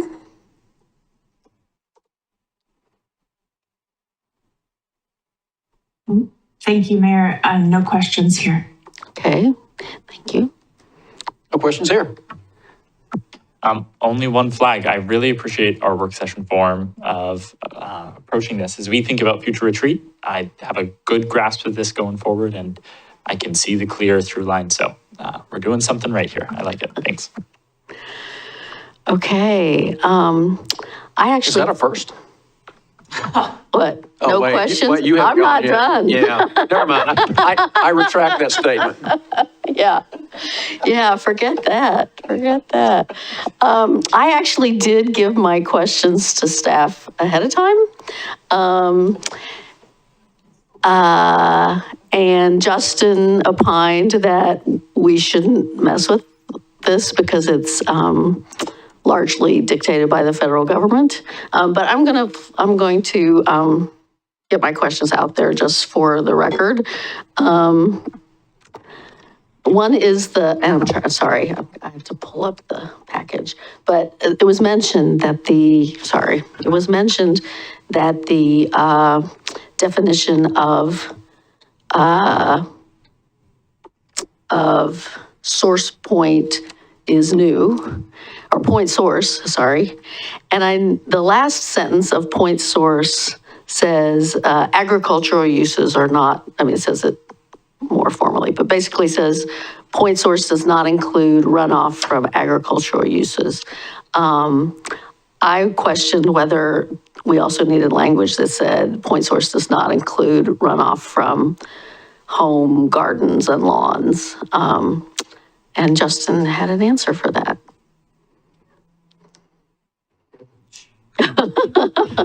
Well, this is all based in some very code nerdy Clean Water Act history. Agricultural interests were successful in lobbying for an exemption for the Clean Water Act when it was first passed. And so the definition of a point source is a highly litigated area, not so much now, but in the past, to determine what the definition of a point source actually was. And what you're seeing reflected in the code, I think, is directly from the federal definition. And in order for you to claim the agricultural runoff exemption, you have to be, your farming activities have to be part of an established farming or forestry or ranching operation. So this is really an agricultural interest is really a farm. It's a real agricultural endeavor as opposed to lawn watering and gardening and whatnot on a private nature, private scope. But those things, well, Yeah, okay. under the Clean Water Act, they're not able to claim the exemption. If you can think about it, I think Peter and I were talking about it earlier. If that were the case, then people could do a lot of different pollution on their garden and have it seep through and escape the regulation under the Clean Water Act. You can indeed have a point source at your private residence for Okay. purposes of Clean Water Act violations. Interesting. Okay. Yeah, the drain that you have, I mean, there's Clean Water Act cases where people are dumping hazardous waste down the drain in their basement. Yeah. And that becomes a discrete conveyance into the waters of the United States and can be considered a point source. So why can't we do more about pesticides and lawns and stuff? If lawns can be point sources. It's very complicated. And beyond the scope of this code. This code is enshrining our stormwater program, which, as Peter mentioned, has been in place since the early 90s. And it's run rather smoothly. I don't think there's a lot of confusion. It works pretty well. The purpose for today's code update is this targeted requirement that came in our most recent permit, which was several years ago. But they typically kind of ratchet up a few things each time they issue a permit, and then they give you kind of a broad runway to incorporate certain areas because everybody can't jump on it all at once. Yeah, and one of the philosophies in these the regulators do is this sort of constant ratcheting of new requirements. There's never sort of removing or backsliding on existing permit requirements. So we have had, as I mentioned, since 1995, a stormwater management plan. I think the initial adoption of our stormwater management code was back in 1994 to sort of meet the requirements of that first permit and probably to set up a stormwater utility at the time. I did want to address one thing that just popped into my mind since you mentioned pesticides. We as a city are unable to regulate pesticides because that's a state function. There's actually a statute that says we can't regulate. There's a state of Oregon There's statute. a state of Oregon statute. Pesticides are typically approved at the federal level and then run through a program that ratchets down, similar to the Clean Water Act, to the states. And so when you have a registered pesticide, it comes with all those labeling requirements. Those are all federal. And that cycles down through the state. And in order to keep it uniform across various jurisdictions that take on that requirement, they mandate that it be just the state. Unfortunately, I've learned, I mean, I was naive when I bought my house and started being a gardener to think if I bought it at Fred Meyer, it must be safe. And in fact, the stuff they sell, there's a lot of stuff they sell at any of your garden stores that is terrible, terrible, terrible for our rivers and our streams. So, fish killing chemicals. But anyway, back to this. I appreciate that you guys made the changes in the penalty, the duplication there. I think that's clearer now. And I appreciate the removal of all the shalls. I did have another question, but I won't belabor it here. I'll just say that I think if we have to touch this one again, I do see some value in amending our purpose section to talk about how this is a federal mandate and things that aren't defined here are defined, in the federal law and regulations or something like that. I think some cross-reference to the federal would just be sort of more reader-friendly and a little bit more transparent to people and also be defense for us when questions come up, too. So with that, seeing no other questions, I would entertain a motion. I move to approve the code. Page 6 of 8. I'm coming. Okay. I move for the first and second readings by title only and adoption of the ordinance amending municipal code chapters 13.14 stormwater management and 16.28 erosion control by adding requirements related to escalating enforcement. A second. It's been moved and seconded for the first and second readings by title only and adoption of the ordinance amending municipal code chapters 13.14 stormwater management and 16.28 erosion control by adding requirements related to escalating enforcement. All those in favor say aye. Aye. Aye. Opposed, say no. None heard. It passes unanimously. Thank you. Ms. Sager, will you read the ordinance 2 times by title only? Absolutely. An ordinance of the City of Milwaukie, Oregon, amending municipal code chapters 13.14 stormwater management and 16.28 erosion control by adding requirements related to escalating enforcement. And again, an ordinance of the City of Milwaukie, Oregon, amending municipal code chapters 13.14 stormwater management and 16.28 erosion control by adding requirements related to escalating enforcement. Mr. Stoffer, would you poll the council, please? Counselor Castrobati? Aye. Council President Massey? Aye. Counselor Anderson? Aye. Counselor Stavengord? Aye. Mayor Beatty? Aye. Motion adopted 5-0, ordinance 2246. All right. Congratulations. Thank you. Thank you. Katie's first code package. All right. Before we go into FEMA and police, does anybody feel the need for a break or shall we keep going?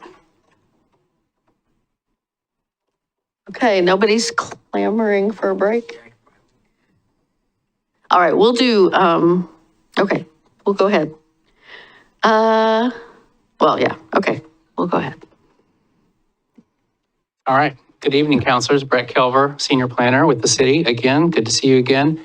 I will say that it would be very difficult for us to get you entirely back on time and make the chief happy for 8:15, but I think we can make up some ground. So Okay. we will dive into this issue of the need for some amendments to our flood code regulations because of some new regulations and requirements that are coming out from FEMA that we've been waiting on for a while and are finally here. Are you in charge of the slides or do I have? Oh, You there we have a go. clicker. Thank you. Okay. So as we discussed a little bit earlier in our work session where we talked about natural resources, there is a great deal of similarity in the mapping in Milwaukie of the areas that are prone to flooding. They do tend to concentrate around the Willamette River and also Kellogg Creek and Johnson Creek. And the mapping that we have available, this is an overview of the whole city, but it shows several different considerations for flooding. In this map, the blue coloring represents the 100-year floodplain, which is the area that is the primary one that's regulated by our code. Here you'll notice that the orange areas are actually what's considered the 500-year flood area, and then the maroon cross-hatching that you'll see mostly you can see it best in the Willamette River, kind of near downtown. That's the floodway. That is the area that's of real concern, I guess, when there is an actual flood event. It's as I understand, more or less, it's the area where you would expect a flow to be going. And so activities in that area are especially restricted. And that's the brownish orangey color? It's the color. If you look close to downtown Milwaukie in the wide section of kind of the darkish bluish color is the Willamette River, and you can see there's that kind of the angled lines there. That area represents the floodway. If you look farther out towards where North Clackamas Park is, you can see there's the blue area, and there's a little bit of that same cross-hatching there. Again, the cross-hatching is representing the floodway, so it's the area kind of within the floodplain where it's particularly dangerous, and there's a lot of kind of an actual flow going in a flood event. So what's the yellow-orange? The yellow-orange is the 500-year floodplain, which is not currently regulated. Okay. And then it's a little hard to tell on this map, but again, if you look kind of in the Willamette River area, you'd see there's a little bit darker. It's actually, if it was being seen by itself, it's a maroonish area. That represents areas of the flooding that happened in 1996. And so those 1996 flood areas are also included with the 100-year floodplain in our regulations. So this is what we're working with when we're talking about flood flood regulations. It's interesting, there's no, it really is, I mean, what's missing is the middle. What's missing that was in the other map is all in the middle, like Minthorn Creek and Minthorn Springs, and yeah. Yeah, and I think, It's not flood prone, I guess. right, exactly, yeah. Okay. You can go to the next slide. Thank you. No, that's okay. So in Title 18 of our municipal code is where the flood hazard regulations live.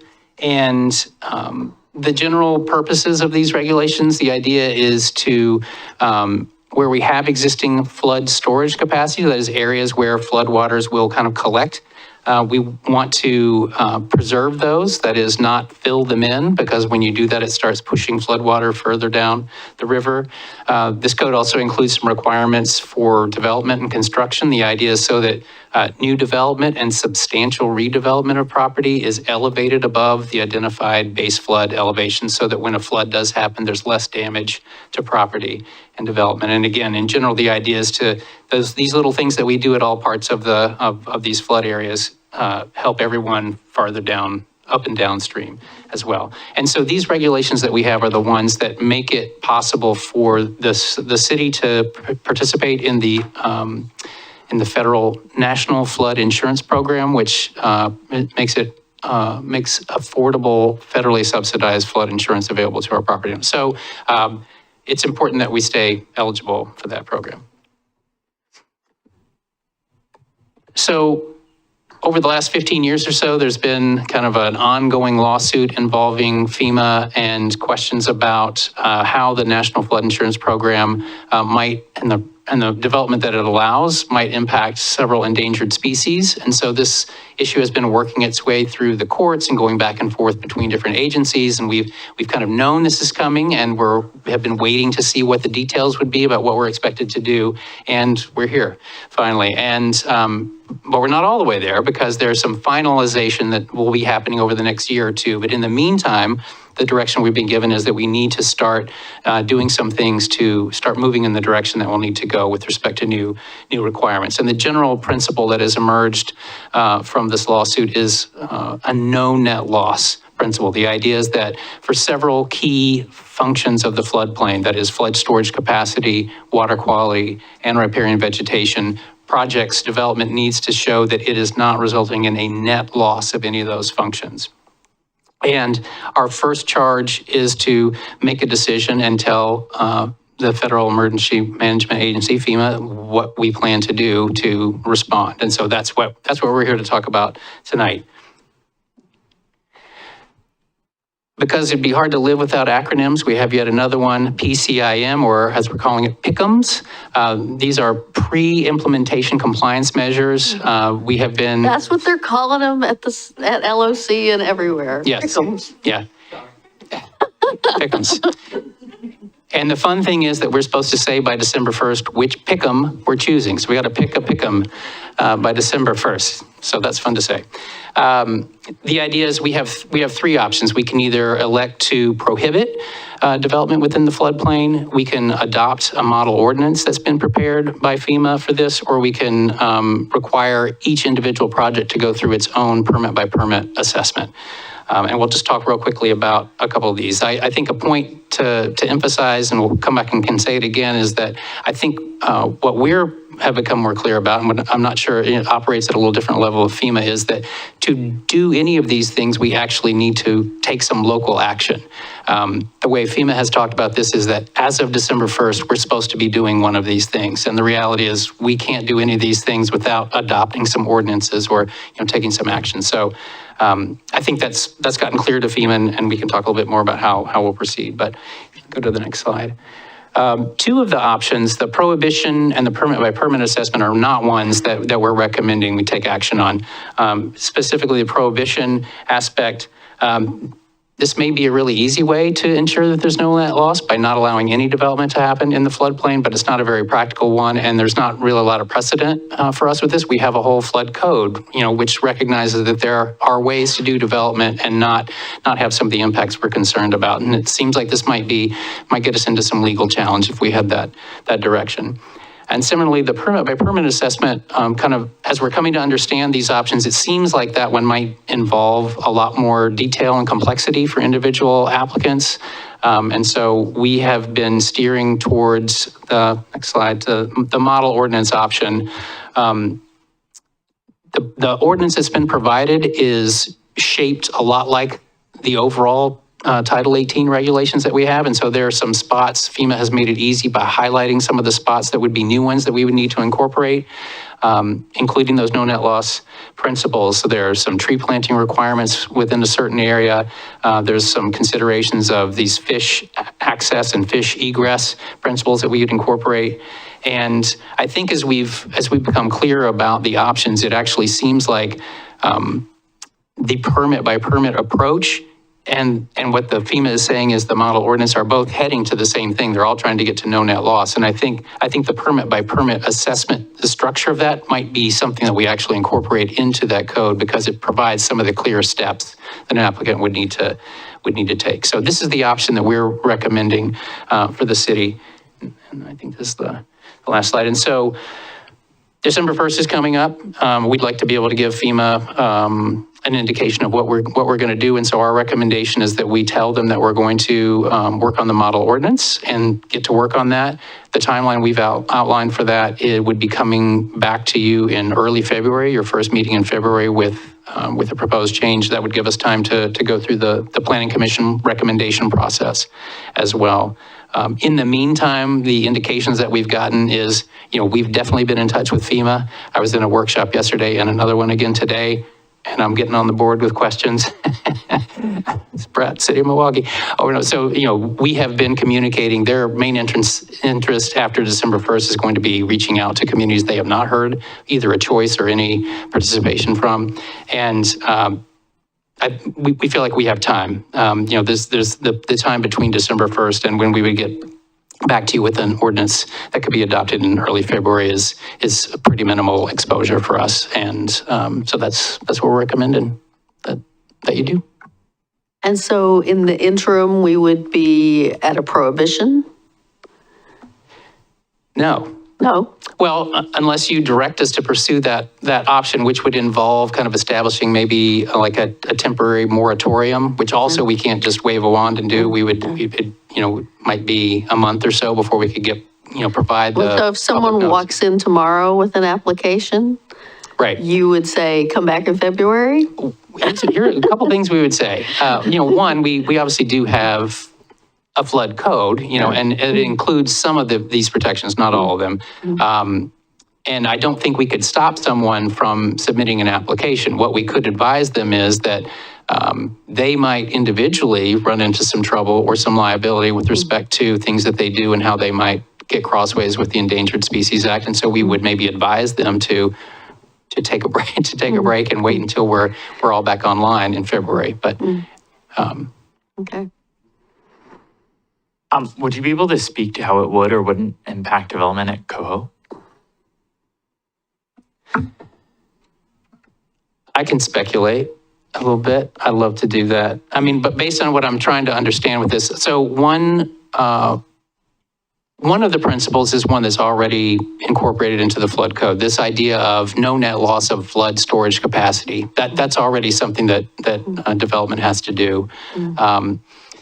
A new wrinkle with that is looking at this detail of fish access and fish egress. So that would be another little level of maybe technical information that would need to be provided as part of the Coho project. Then the other two elements, the water quality and the riparian vegetation piece. The water quality piece, the proxy for that is essentially new impervious surface. And so the principle in play is there needs to be no net increase in impervious surface, and ways to address that are by using what are considered low impact development methods or green infrastructure, or otherwise showing that you're treating stormwater on the site so that there's no net change in water quality. And then the final piece is the riparian vegetation. This is where there's some overlap with our natural resource rules, where there's going to be some disturbance in a natural resource area, and there's already going to be some mitigation required, planting of trees and shrubs. And the rules for this are where trees are removed within the flood area, they need to be replaced at a certain ratio. In this case, there aren't that many trees right now, I think, on the Coho site. So I wouldn't expect that to necessarily be an issue, especially one that wouldn't be covered already by whatever mitigation's coming for the natural resource piece. So that's a There's one big double trunked tree right in the middle of it.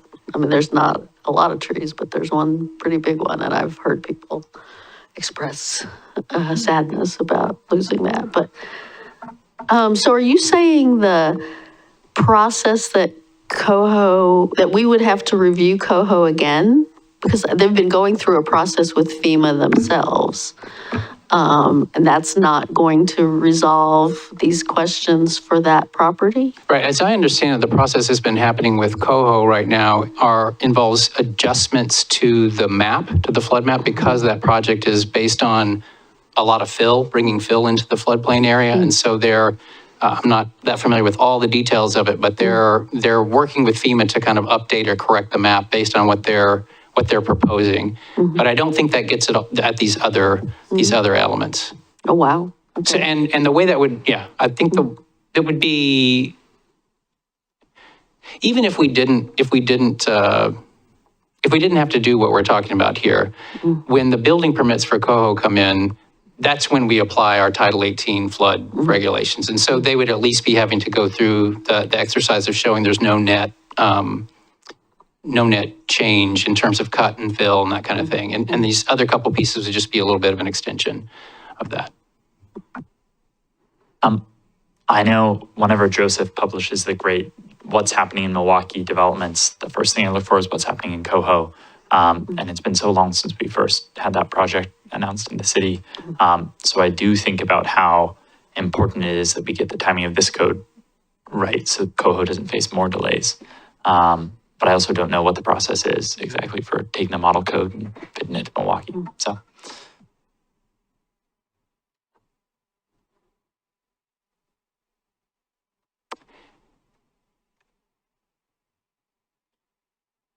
Yeah, I guess I'm not sure, like one answer or one response to that would be like, I'm not sure there's anything to do about that. I mean, and especially as far as FEMA is concerned, in 2 weeks, we're supposed to be requiring, some demonstration of this no net loss principle. So I don't know. I mean, it's still a little early to understand exactly how the details of this code change might affect this project.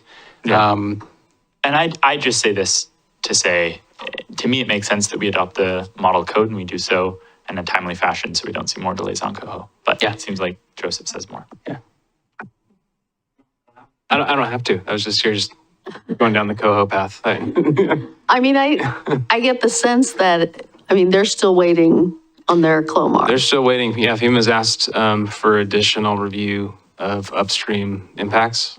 It's expanded their survey and their review, which is seems substantial. A substantial request from FEMA, quite frankly. Yeah. And so they're doing a lot. I don't think the timing of this will impact any They won't of Coho. Yeah. They won't be ready with permits before. Not at all. Yeah. Yeah, because they still have to clear the CLOMAR process, and then they're probably another 6 months out from finishing their designs. Yeah. I noted, I think I sent some notes on this a few months ago, but FEMA isn't even doing CLOMARs anymore, right? They've put a moratorium on them, so they got in time, but exactly. If they were applying today, they wouldn't. They'd have to go through a different process. Yeah. It's all kind of good news, bad news Yeah. in the end of the day. And I just, while I have the chance, I do want to give a shout out to Brett, just as being our floodplain manager, really the only one that has the chops to do it and has been doing a good job. Quite frankly, you have, I know. You can raise the eyebrows all you want, but just a shout out to him because it's an overlooked job, quite frankly. And he's one of the few that's actually certified to do it here. Yeah, so just thanks. Council President? So if someone applies for flood insurance on December 5th, they'll be able to get it? Yeah, I think so. We're in the National Flood Insurance Program, and we will remain in the flood insurance program. And that's the indication that FEMA has given is we're not kicking anybody out quickly. It's gonna take a while before I think they come around to then they'll probably would do something like make a community visit and come to see like what we're doing. And so I think that's where we've taken the assurance that nothing is going to happen fast in terms of people getting booted out of the program, especially as we're giving them specific timelines for our work, indicating what we're doing. And then, I'm not sure how long it'll take them to get after the communities that haven't talked to them, but I think it will be a long process, I would expect, before we would get into any trouble with that. I just get nervous with these wink and nod operations. Yeah, so I didn't even think about that. It could affect people. I mean, if things really went south, it could affect people who currently have flood insurance as well, not just new applicants. Right. I don't think it will, but I don't know. It's just kind of a... Well, I went to a panel on this at the LOC conference, and I'm pretty sure there were some assurances made that FEMA wouldn't be going to do visits with the ones who haven't done anything until next summer. So the timeline you are outlining seems, that we'll be well ahead of that. So I will note that the people who spoke about this at the conference, who were not from FEMA, they were from some of the groups of counties and others who've kind of fought this rule for a while. But they were recommending going with the case-by-case adjudication. So I thought it was interesting that you didn't do that path.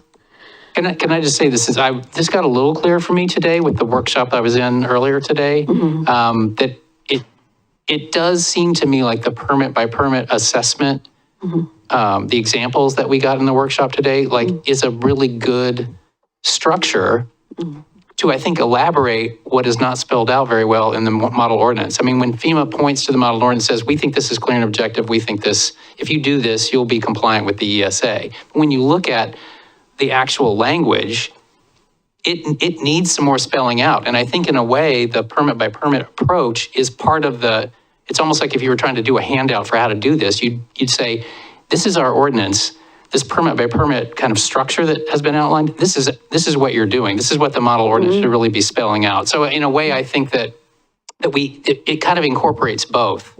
Like the model ordinance really needs the permit by permit kind of definition to say, what does it mean to show no net loss? Well, you should provide some information that shows this, this, and this, and it's going to use some of the same formulas and ratios that are in a table in the model ordinance. But I think it spells it out a little more. So that's my understanding from today. I feel like it's been getting a little bit clearer as we get a little bit more information, because I kind of think the permit by permit, that's what's happening with every project. It needs to it needs to show that it's meeting what's in the ordinance by demonstrating in these particular ways how you're not It makes it a creating clear and objective process when you incorporate those elements of a permit by permit assessment, as opposed to the model ordinance doesn't necessarily get us there. So we need to incorporate some of those things into the ordinance. Yeah, that's what it feels like. It feels like there's some spots, for example, where the model ordinance says, show there's no net loss. And you're like, okay, well, sure, that's clear and objective, like no net loss, but how would I do that? And you look a little bit to the permit by permit thing as a guide for like, show these things. This is what you're gonna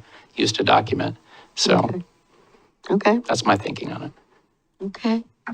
Any other questions from anyone? Counselor Stavageor's not raising her hand? No? Okay. Well, with that, I think you maybe saved 10 minutes for the... Okay, so you feel like our recommendation to pursue this timeline, get the model ordinance adopted, pull things in, you're supportive of that? Okay, thank you.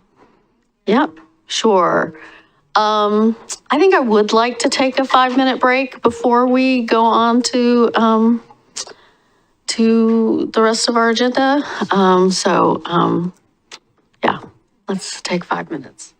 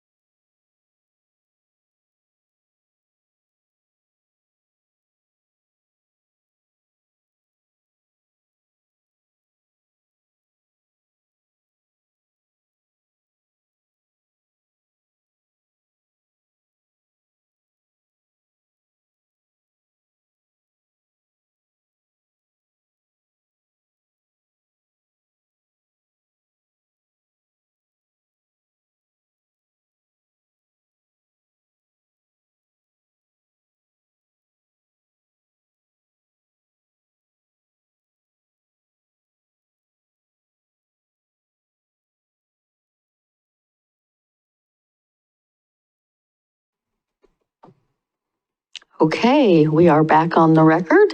And next on our agenda is a talk led by our city manager and our police chief on Milwaukee Police Department leadership. I'll turn it over to them. Thank you, Mayor and Council. Thanks for ending the evening with us tonight. This is a presentation that the chief and I have put together and have presented to a couple of our boards and committees, our Public Safety Advisory Committee and our Equity Steering Committee. And it's kind of a road show we plan to take to several other groups. We wanted to make sure we took it to you as well. Ryan and I, or Chief Burdick and I, are both fairly new in our roles. And as leaders of the Milwaukee Police Department, we felt it was important to be talking to the community about what the culture of service and community is that we're trying to build in the police department. I also just want to say, in terms of a culture of service, Ryan Burdick is on vacation this week, and his really mean boss didn't quite put that together when we put this on the forecaster. So he's here after hours on a vacation week. So if this isn't service, I don't know what is. So a few reasons kind of why we're here and why we're giving you this update. As I mentioned, new faces, new leadership at the helm. The three dashing individuals you see here are our new chief, or fairly new chief, and fairly new captains, Captain Elkins and Captain Cheragino. And I think that Ryan and I share a commitment when you do have change in leadership, it's important to recommit to values and make sure that you know that these aren't just things that we've kind of inherited from our predecessors. These are things we really care about as well, and you can hear them from us, and you can ask us questions about what these values mean to us. Second, and this applies to all of the departments of the city, but I think first and foremost, our law enforcement, we recognize that trust has to be the bedrock of the foundation between our law enforcement staff and their community. And so part of building trust is being out here and building relationships. And you'll hear a kind of common through this presentation about how we plan to be out in community as much as possible. And that leads to part three. We believe in the power of conversation to improve our services. No question is too tough for us, and we expect the tough questions. That's part of building that trust and living out our values. I will say, we recognize the police department has been in the news quite a bit over the last few weeks. And there have been some really tragic situations, including an officer-involved shooting a few weeks ago. And our hearts and prayers go out to Hunter Newton and his family. That is an ongoing investigation. We can't answer a lot of questions about that because of the ongoing nature of that investigation. But I just wanted to name and be transparent about that. We're not going to talk about specific cases in this presentation, but we hope that this speaks to, again, our commitment to values of how we will operate this department when we're in a really good period and we're not in the news at all, as well as when we're going through some tougher times. So what we're going to cover is those core values that drive the police department. Chief is going to talk a little bit about how we're integrating those values into our daily operations and work culture. This is kind of a combination of stuff that we've been doing for a very long time, that our previous police chiefs and city managers have really set us up in a great way for, but also things that Ryan is really committed to and that I'm really impressed by in his leadership as chief in just these first few months. And then we'll end with some kind of future expectations, what I think you can see from us in the months and years ahead. So for our core values, I'm going to start and then I'm going to hand it over to Ryan. We sort of see two sets of core values guiding what we expect from the men and women who work at the police department. The first is 5 core values that I apply to all of Team Milwaukee, all of our staff. Accountability, accessibility, efficiency, collaboration, and equity. And again, whether I'm talking to a library employee, a public works employee, or a police department employee, these are my expectation. But what they kind of look like to me at the police department is this. Accountability is, like I said, being able to answer the tough questions and being completely transparent in data and information, because we have the highest responsibility to keep our community safe. Accessibility, people should be able to get the information they need and also feel safe and comfortable accessing the services that our public safety employees provide. Efficiency, one thing I think we can be very proud of in Milwaukee that I hear a lot from our constituents is that when you call for service, you should get that service and you should get it quickly. We know we're in some tight staffing times. At our budget committee last night, we heard a little bit about that, but I really appreciate the chief and his leadership's commitment to ensuring that is a part of our reputation we don't want to sacrifice. Collaboration, I think some cities operate with your police department sort of just almost feeling like its own agency. Ryan and I meet every week, multiple times a week, because I see the police department as one of our city departments. They are Team Milwaukie employees and they need to collaborate, and they do collaborate with our other staff so that we can all collectively move things forward. Chief is also going to talk a lot about how his department collaborates with our community members. There's a great picture here of Sergeant Inman with some volunteers from Love One. They are out and about building great relationships with our community. And then finally, equity.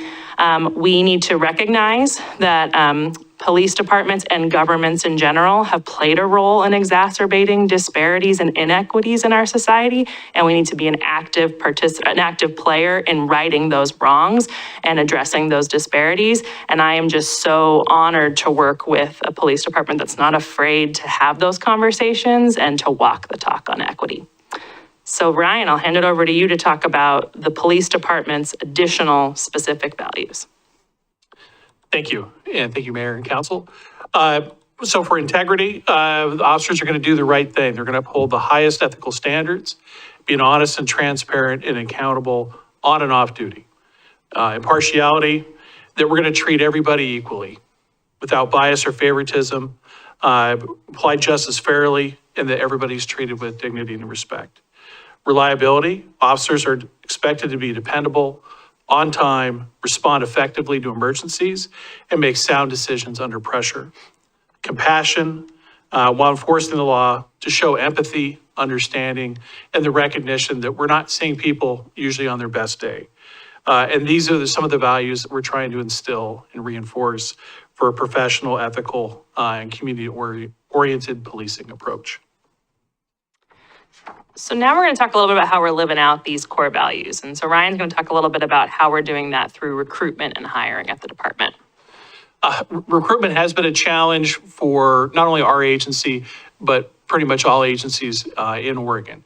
We're doing ongoing recruitment efforts. We just hosted a recruiting event at Milwaukie High School last Sunday. We're trying to be as innovative as we can, but it is a tough hiring environment. And the other part is we're not going to sacrifice our standards for hiring new officers. About 75% of the candidates that go through the interview process that go to background are not passing.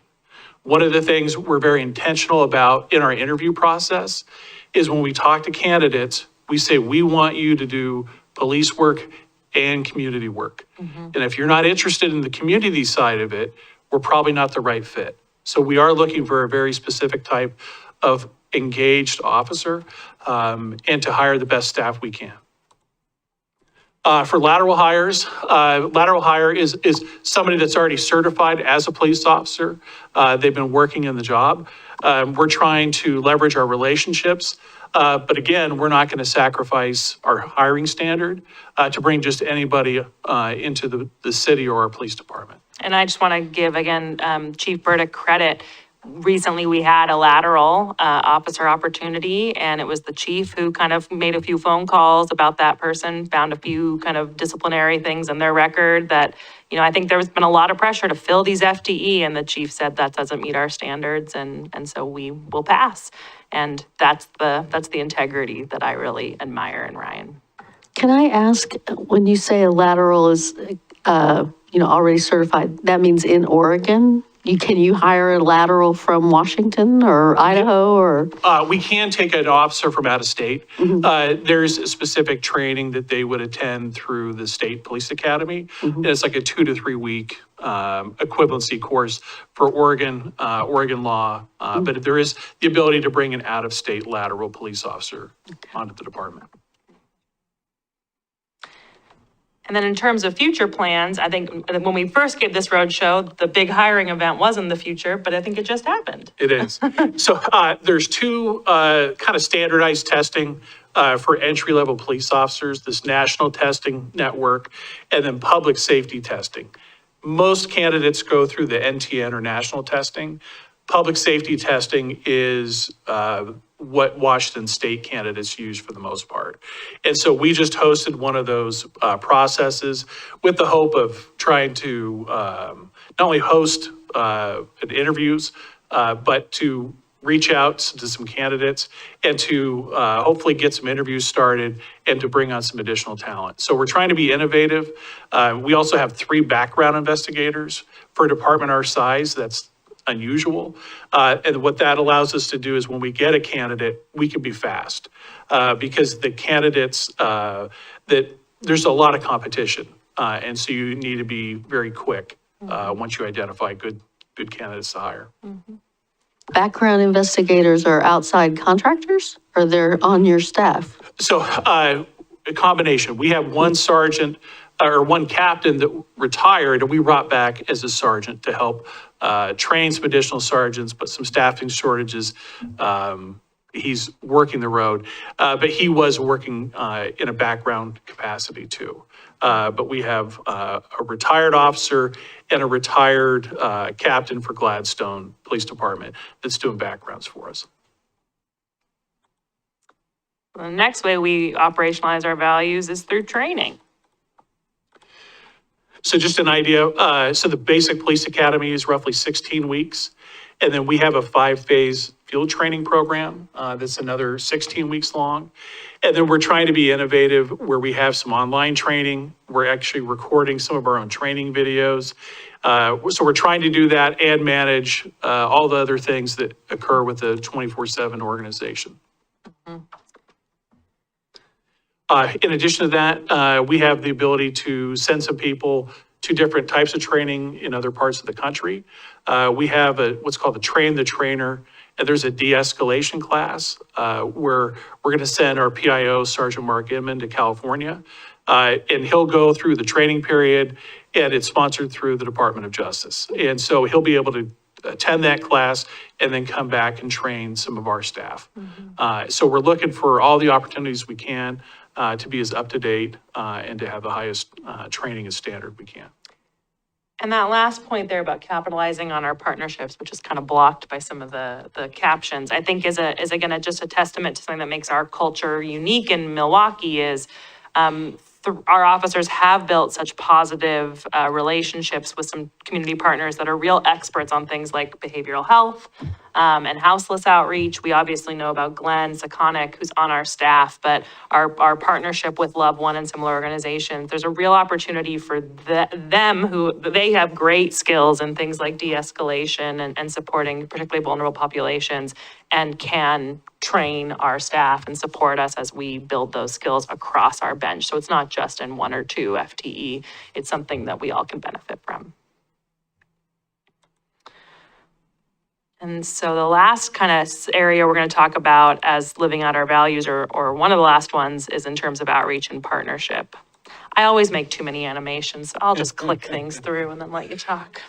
So the neighborhood outreach, we're attending all the 7 neighborhood groups every month. We go to those all the time. People know us, and we know the community members.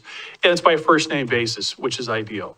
And we want to be available all the time and accessible for people in this community to ask their police department questions if they have concerns, what's going on in their neighborhood, all those type of things.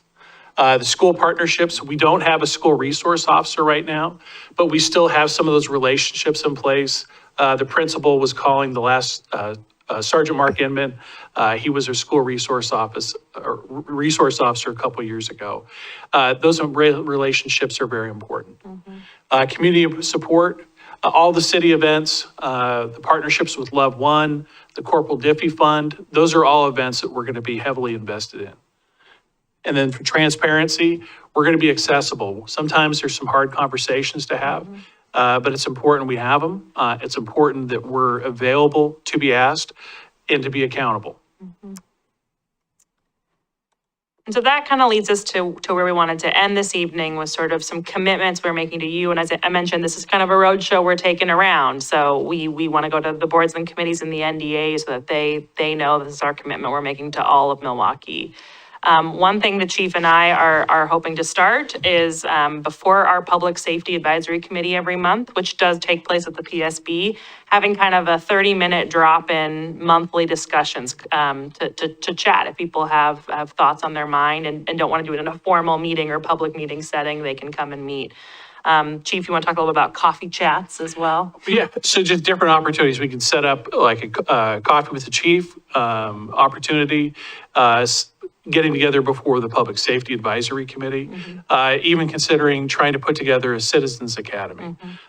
Different ways to bring people from our community in to talk about police work, how police services are delivered in Milwaukie, and just to have that constant exchange. I hope this goes without saying, but I just want to make sure to emphasize that Chief Burdick and I are both incredibly committed to adhering to the ethics, the standards, and the policies that have been adopted by our predecessors. There was significant work done in partnership with the Equity Steering Committee, particularly after the murder of George Floyd, to update a lot of our police department standards, and we are going to follow those to the letter, and are always happy to talk about those as well with you or with any community members. And finally, you guys probably get sick of me saying this, but I love data. You probably don't know that you have a former accountant or an accounting degree holder in your police chief. So he loves data too. I know, I outed you. So we're both constantly talking about how we can up our game on data transparency across the city, but particularly I think starting with the Public Safety Division is a great place. Some of the things that we want to report on, and we're working with our Equity Steering Committee on, as you know, on refining performance measures, and we're going to have another joint conversation with you all in the new year, are things like this, reporting on our response times, that piece of efficiency and accountability. Use of force incidents, we're going to actually show you in a second a data snapshot that shows kind of how we can break down use of force incidents as well as demographic data. Training hours, we're making some big commitments on how the standard of which we want to train our departments. We track all of that too. So that if someone were to come to us and say, hey, who has been trained on de-escalation tactics and in what ways, Chief Burdick can get that information at his fingertips. And all the training is also submitted to the state of Oregon. And then finally, community satisfaction. It's one thing for us to say we care about being a community police force and being all these values. It's another to ask the community how they think we're doing. And so we're committed to doing that going forward. Our last two slides are a couple data snapshots that we thought might be of interest to you. And I'm going to let Chief Burdick talk through them. The first one's on use of force. So this is a use of force slide. And one of the things that we're trying to do and capture in this is to illustrate on the far left, the total calls for service. So we're averaging 17 to 20,000 calls for service every year. The next column is total arrests and then total force used. One thing to keep in mind, for force used, we consider force used is the pointing of a firearm or a taser on a high-risk call. So just the fact that that was pulled and pointed is something we're going to record as a use of force. So if there's a stolen vehicle, it's a high-risk stop, bank robbery suspect, there'd be firearms displayed as we take a person usually out of a car into custody. So that would be a tracked use of force. If there was an injury could be before handcuffing, it goes to the ground, there's a scuffle, there's, abrasions, something like that. That's going to record for injuries. And then we have a significant injury. That would be this year, our recent officer-involved shooting. And then we have two in 2020.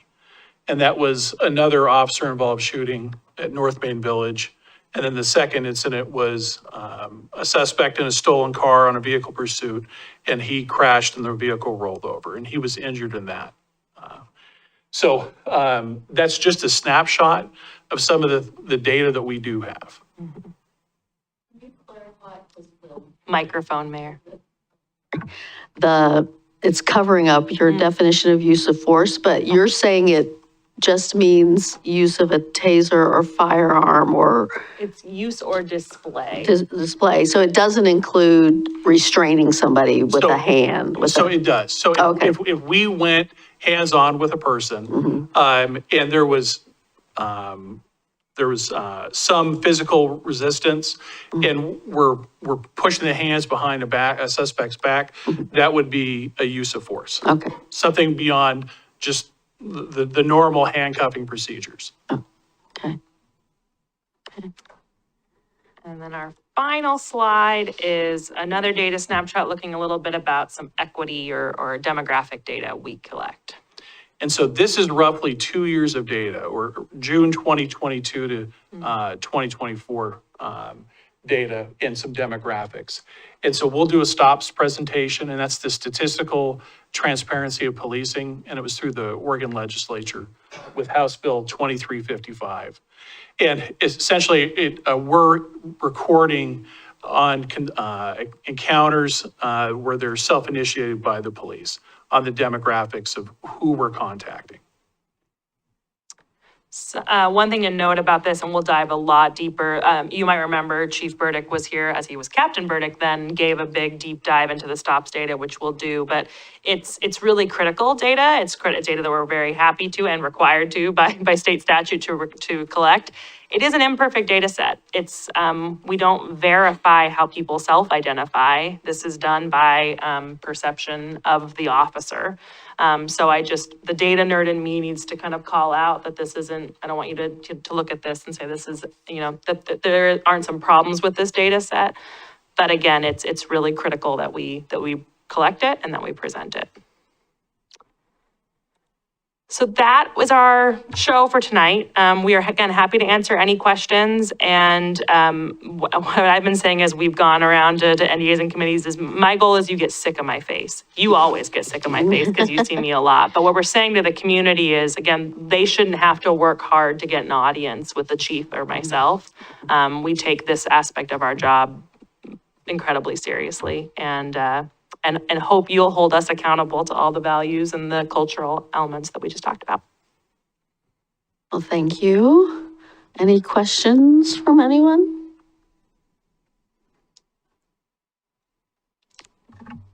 Not necessarily a question, just a comment. I just want to tell you how much I appreciate the transparency and the efforts that the department goes through. I know it's not easy, especially when you hear so much about, people like to think every department's the same, unfortunately, and that's not the case here. And I recognized that when I first moved here. So I appreciate that. The steps that this department takes, I think sometimes get overseen or overlooked. This department does a lot with the community and strives incredibly hard to be proactive in the areas where other departments nationwide are lacking. Our previous chief and our current chief, they're just very proactive individuals. The leadership is clear. So I just want, you can poke holes in everything, right? But it's very rare that you find the thing you want to poke holes in is there to fill those holes right back up to be able to be a stable force in the community for good. So I just want to take the time to really appreciate that. I hope that, during these difficult times, the officers are still feeling supported by their community and by their council. And I guess that does lead me to a question is how's the morale right now in the department? It's good. It seems strange to say that, but there's a lot of change that's occurring. We have had some things come up that aren't fantastic, that we're working through. We're trying to be transparent about it. But I think with this, there's some opportunities also. We're reshaping our future leadership with some of our sergeants or our mid-level supervisors. So, it's been tough. There's been some big hits that we're working through, but we're hanging in there and we'll keep doing the job. I appreciate that. And just a comment for the public, just, before we jump to conclusions, just understand what these individuals deal with. The closest I've got to that was fighting in war in Iraq. I was the 0311 Infantry. I was on the front lines. In 2004, it was in the Battle of Fallujah. Hindsight's a hell of a thing, right? Afterwards, you can analyze an incident 1,000 different ways, cut it up and figure out what you did wrong or what could have been done right. But in that moment, that training is not based on, analyzing a situation, pausing and being able to look at it holistically. It's a reaction. You're trained based on a reaction. You're trained to react to certain elements, certain events, certain sounds, certain sights. So just before we jump to conclusions, you'll never be able to put yourself in those shoes, but give yourself a second to pause and really think about that incident. And if you're trying to go home that night and what you have to be aware of in order to make sure that not only are you safe, but the people around you are safe as well. It's a very, very difficult job to do. I was lucky enough to do it for a short period of time and not my entire life. So thank you. Thank you.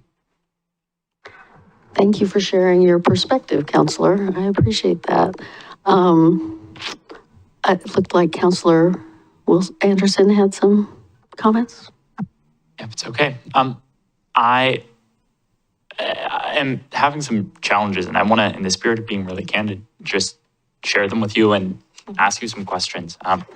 I think in the wake of the murder of George Floyd, and even before then, we've been having a real conversation about policing in America.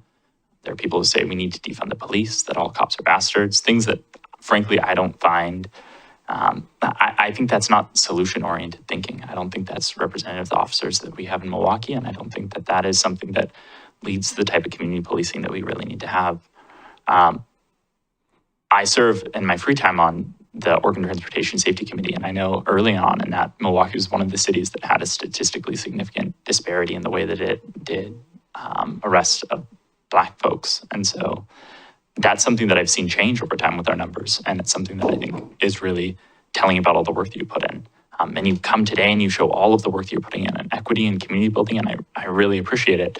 And at the same time, we've had some really troubling news stories recently about our police department. And so the tension that I'm feeling right now is this inevitable? Is this something that will happen? And I firmly believe that you are doing so much incredible work. Mm-hmm. Is this something that will happen inevitably and that we have to build forward and we know it will get better? Or is there something that we can and should be doing? I don't know if there's an easy answer to this. And I think it's, like Councilor Khosrowshahi was saying, there's a lot of pressure put on you to do it right. And it might be an impossible task, but I just feel this tension right now that is unresolved. Well, I will say the law enforcement field in general has been incredibly difficult the last 4 years. Teachers, nurses, there's several professions where there's been extreme pressures, turnover, low staffing. Those pressures are making it harder. There's a lot of stuff going on, particularly in this community with addiction, housing, mental health, fentanyl, all the issues that have come through. And those are additional pressures. And we need to be training. We need to be training more. I'm not going to say it's inevitable, but I will say is there's a ton of work and there's resources that we need to be successful. You just have to lean into it. I really appreciate the question, Counselor, and I think one of the reasons the chief and I wanted to bring this conversation to you all and to our various community groups is these are the questions and the conversations he and I have, and we wanted you to know that we're having those, and that while I think one maybe cynical answer to your question is no, I mean, we're never, perfection might be impossible. One line I said to the chief and the athlete the other day is, gosh, you're humans doing a superhuman job. And, and so I don't say that as an excuse. We have to have that standard of perfection. And we do, especially when you are taking on the responsibility of life safety. That's the standard you have to hold yourself to. We're not always going to be perfect, but what we're committed to is anytime we're not, being transparent about that, asking the questions about what we could be doing differently, and having that dialogue with our community. I have to say, I really appreciate that answer. And Chief Bird, to you especially, like I really appreciate the work that you're doing here. You and your officers, I think it's like Emma said, you have an impossible job. And there's absolutely large systemic changes that we need to see in policing. And I think that Milwaukie is an example of what we need to be doing more of. So I really appreciate it. Thank you.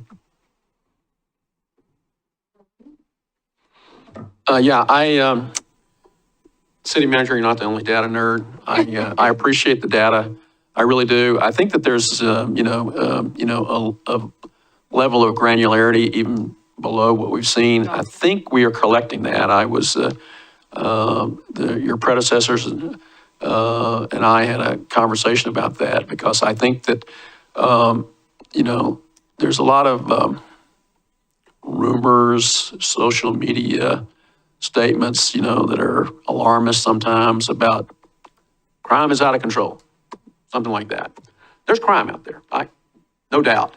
But I think sometimes it can get amplified beyond what is reality. And so I want us to have that, that transparency about what's really going on. Mm-hmm. At the same time, I think that you can take it too far. I mean, some of our surrounding cities go, John Smith, 22-year-old white male was arrested. I don't want all that. I have no interest in shaming John Smith. But John Smith may be one of those statistics, part of that data that we collect. And I do appreciate the fact that you're, going out and having this conversation. I know that, in some of my previous NDA meetings, we would have the police there. And I think it's important that you have that outreach ongoing, no matter whether you're in a crisis situation or not. Mm-hmm. Because quite frankly, you don't want to try to establish that relationship just when there's a problem. Mm-hmm. And so I think it's great that they know your name. You have certain officers who establish a relationship with a certain NDA and everything like that. I think that's all great. But, even if the dark cloud departs, you still got to keep doing it to maintain those relationships. So I appreciate you doing that. Thanks. Absolutely.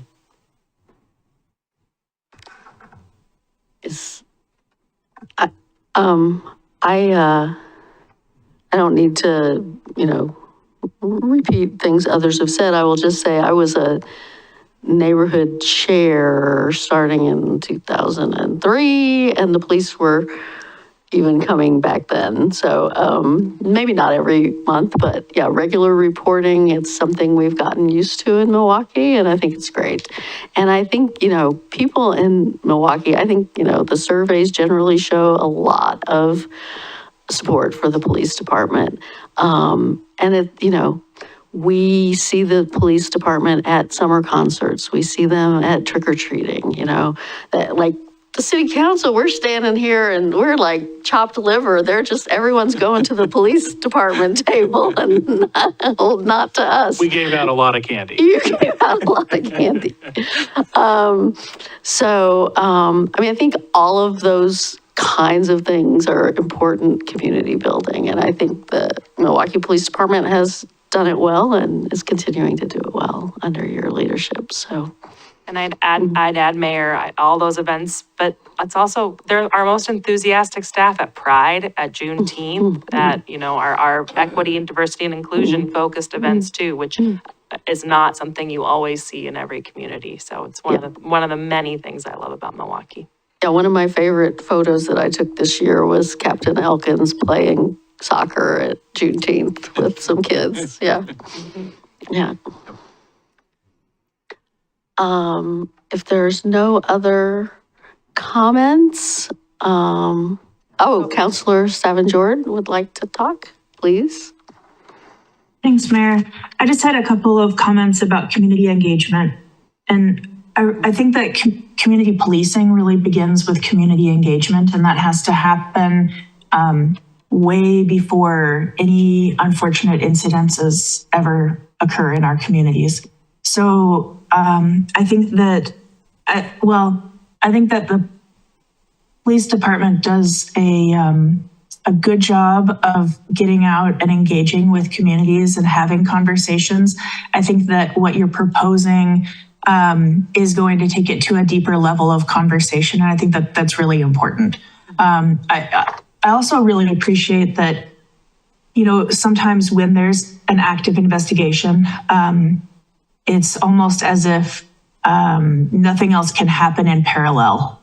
You know, and the answer that communities get is, you know, this is an ongoing investigation. There's no comment at this time. And that doesn't do anything for healing or working through the trauma that occurs in the community or within our police force to try and build a restorative path forward through something that's really devastating.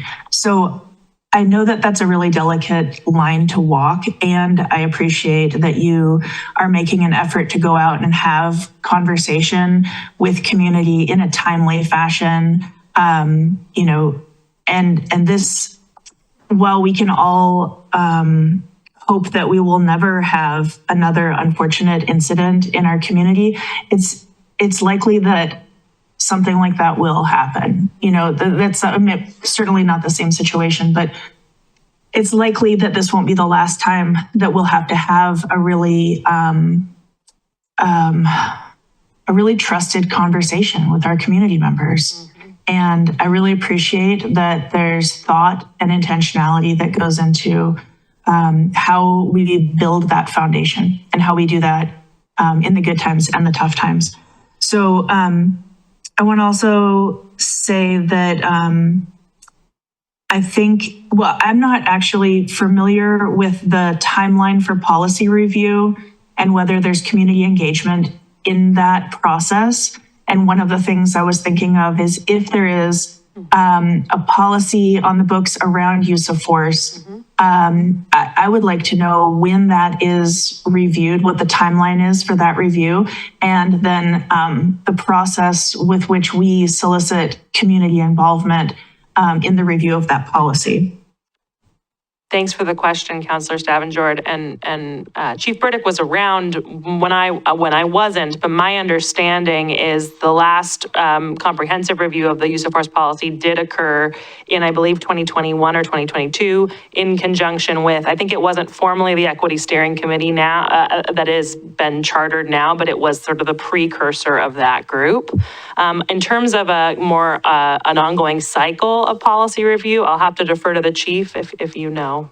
So the deep dive into the use of force policy, I think, was 2022 with community members. We had some people from city leadership, city manager Ann Ober, and others, and that was a pretty deep dive into that one. The review of our policies are always ongoing. We get updates with case law changes, so that process is essentially never ending. We're going to keep looking at that. And then we're also going to look at what we do on the day-to-day. If there's a specific incident that we're on, that our takeaway from that is, okay, there's some policy improvement from this specific incident. We're going to look at that. We're going to make that proactive change. And that can be done anytime. And so that's always something that we're trying to make sure that that policy is in line with best standards and best practices. Does that make sense?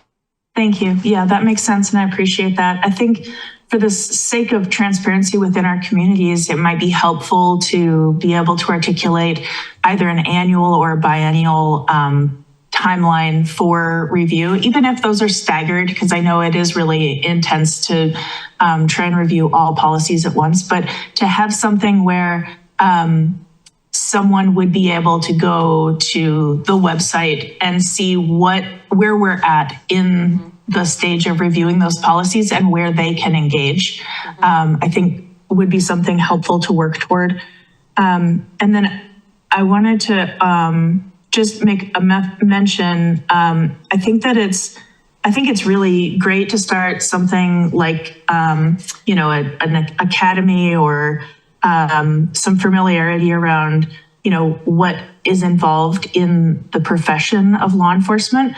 But I would recommend maybe calling it a community academy so it can be more inclusive to all residents within our community. And I think there's already some apprehension within communities that are either non-citizens or undocumented residents, that they're still members of our community and we still appreciate and we still engage and we still really value their input. But I think that it might help to overcome some of the barriers of engaging them with law enforcement if we were to call something a community academy rather than a citizen academy. And then my last thought is really, when we think about community policing, the engagement is so important, but so is the familiarity of officers with the community. I'm very grateful that we have officers that have grown up in Milwaukie and that that live here and have that that awareness, that like multifaceted awareness. But something that I wonder about is the affordability within our city for officers on the force and whether they can afford to live in Milwaukie and be a part of the community in addition to serving the community. I know that's been something that other larger jurisdictions have struggled with. And so you don't have to answer this now. It's just something to kind of ponder maybe the next time we check in. All great points, Counselor, and definitely something we can look deeper into. And, the MPEA contract that you all ratified back in May did address some of those market challenges and cost of living pieces, but their points very well taken and things that the chief and I can follow up on.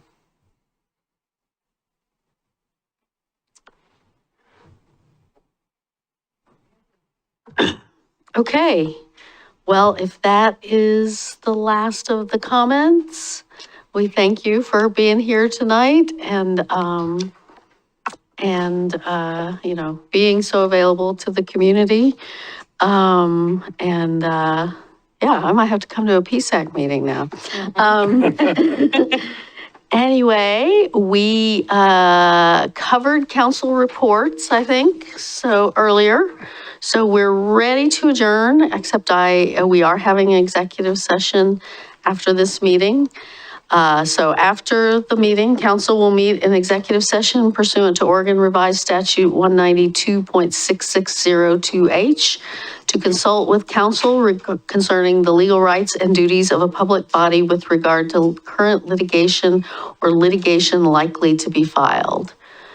I have a further paragraph about representatives of the news media, but I do not think we have any representatives of the news media here, so I won't bother to read that. We will be meeting in the room across by the elevator for the executive session.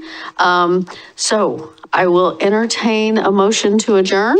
I move to adjourn. Second. It's moved and seconded to adjourn. All those in favor say aye. Aye. Aye. Opposed? None heard. We are adjourned. 9:23.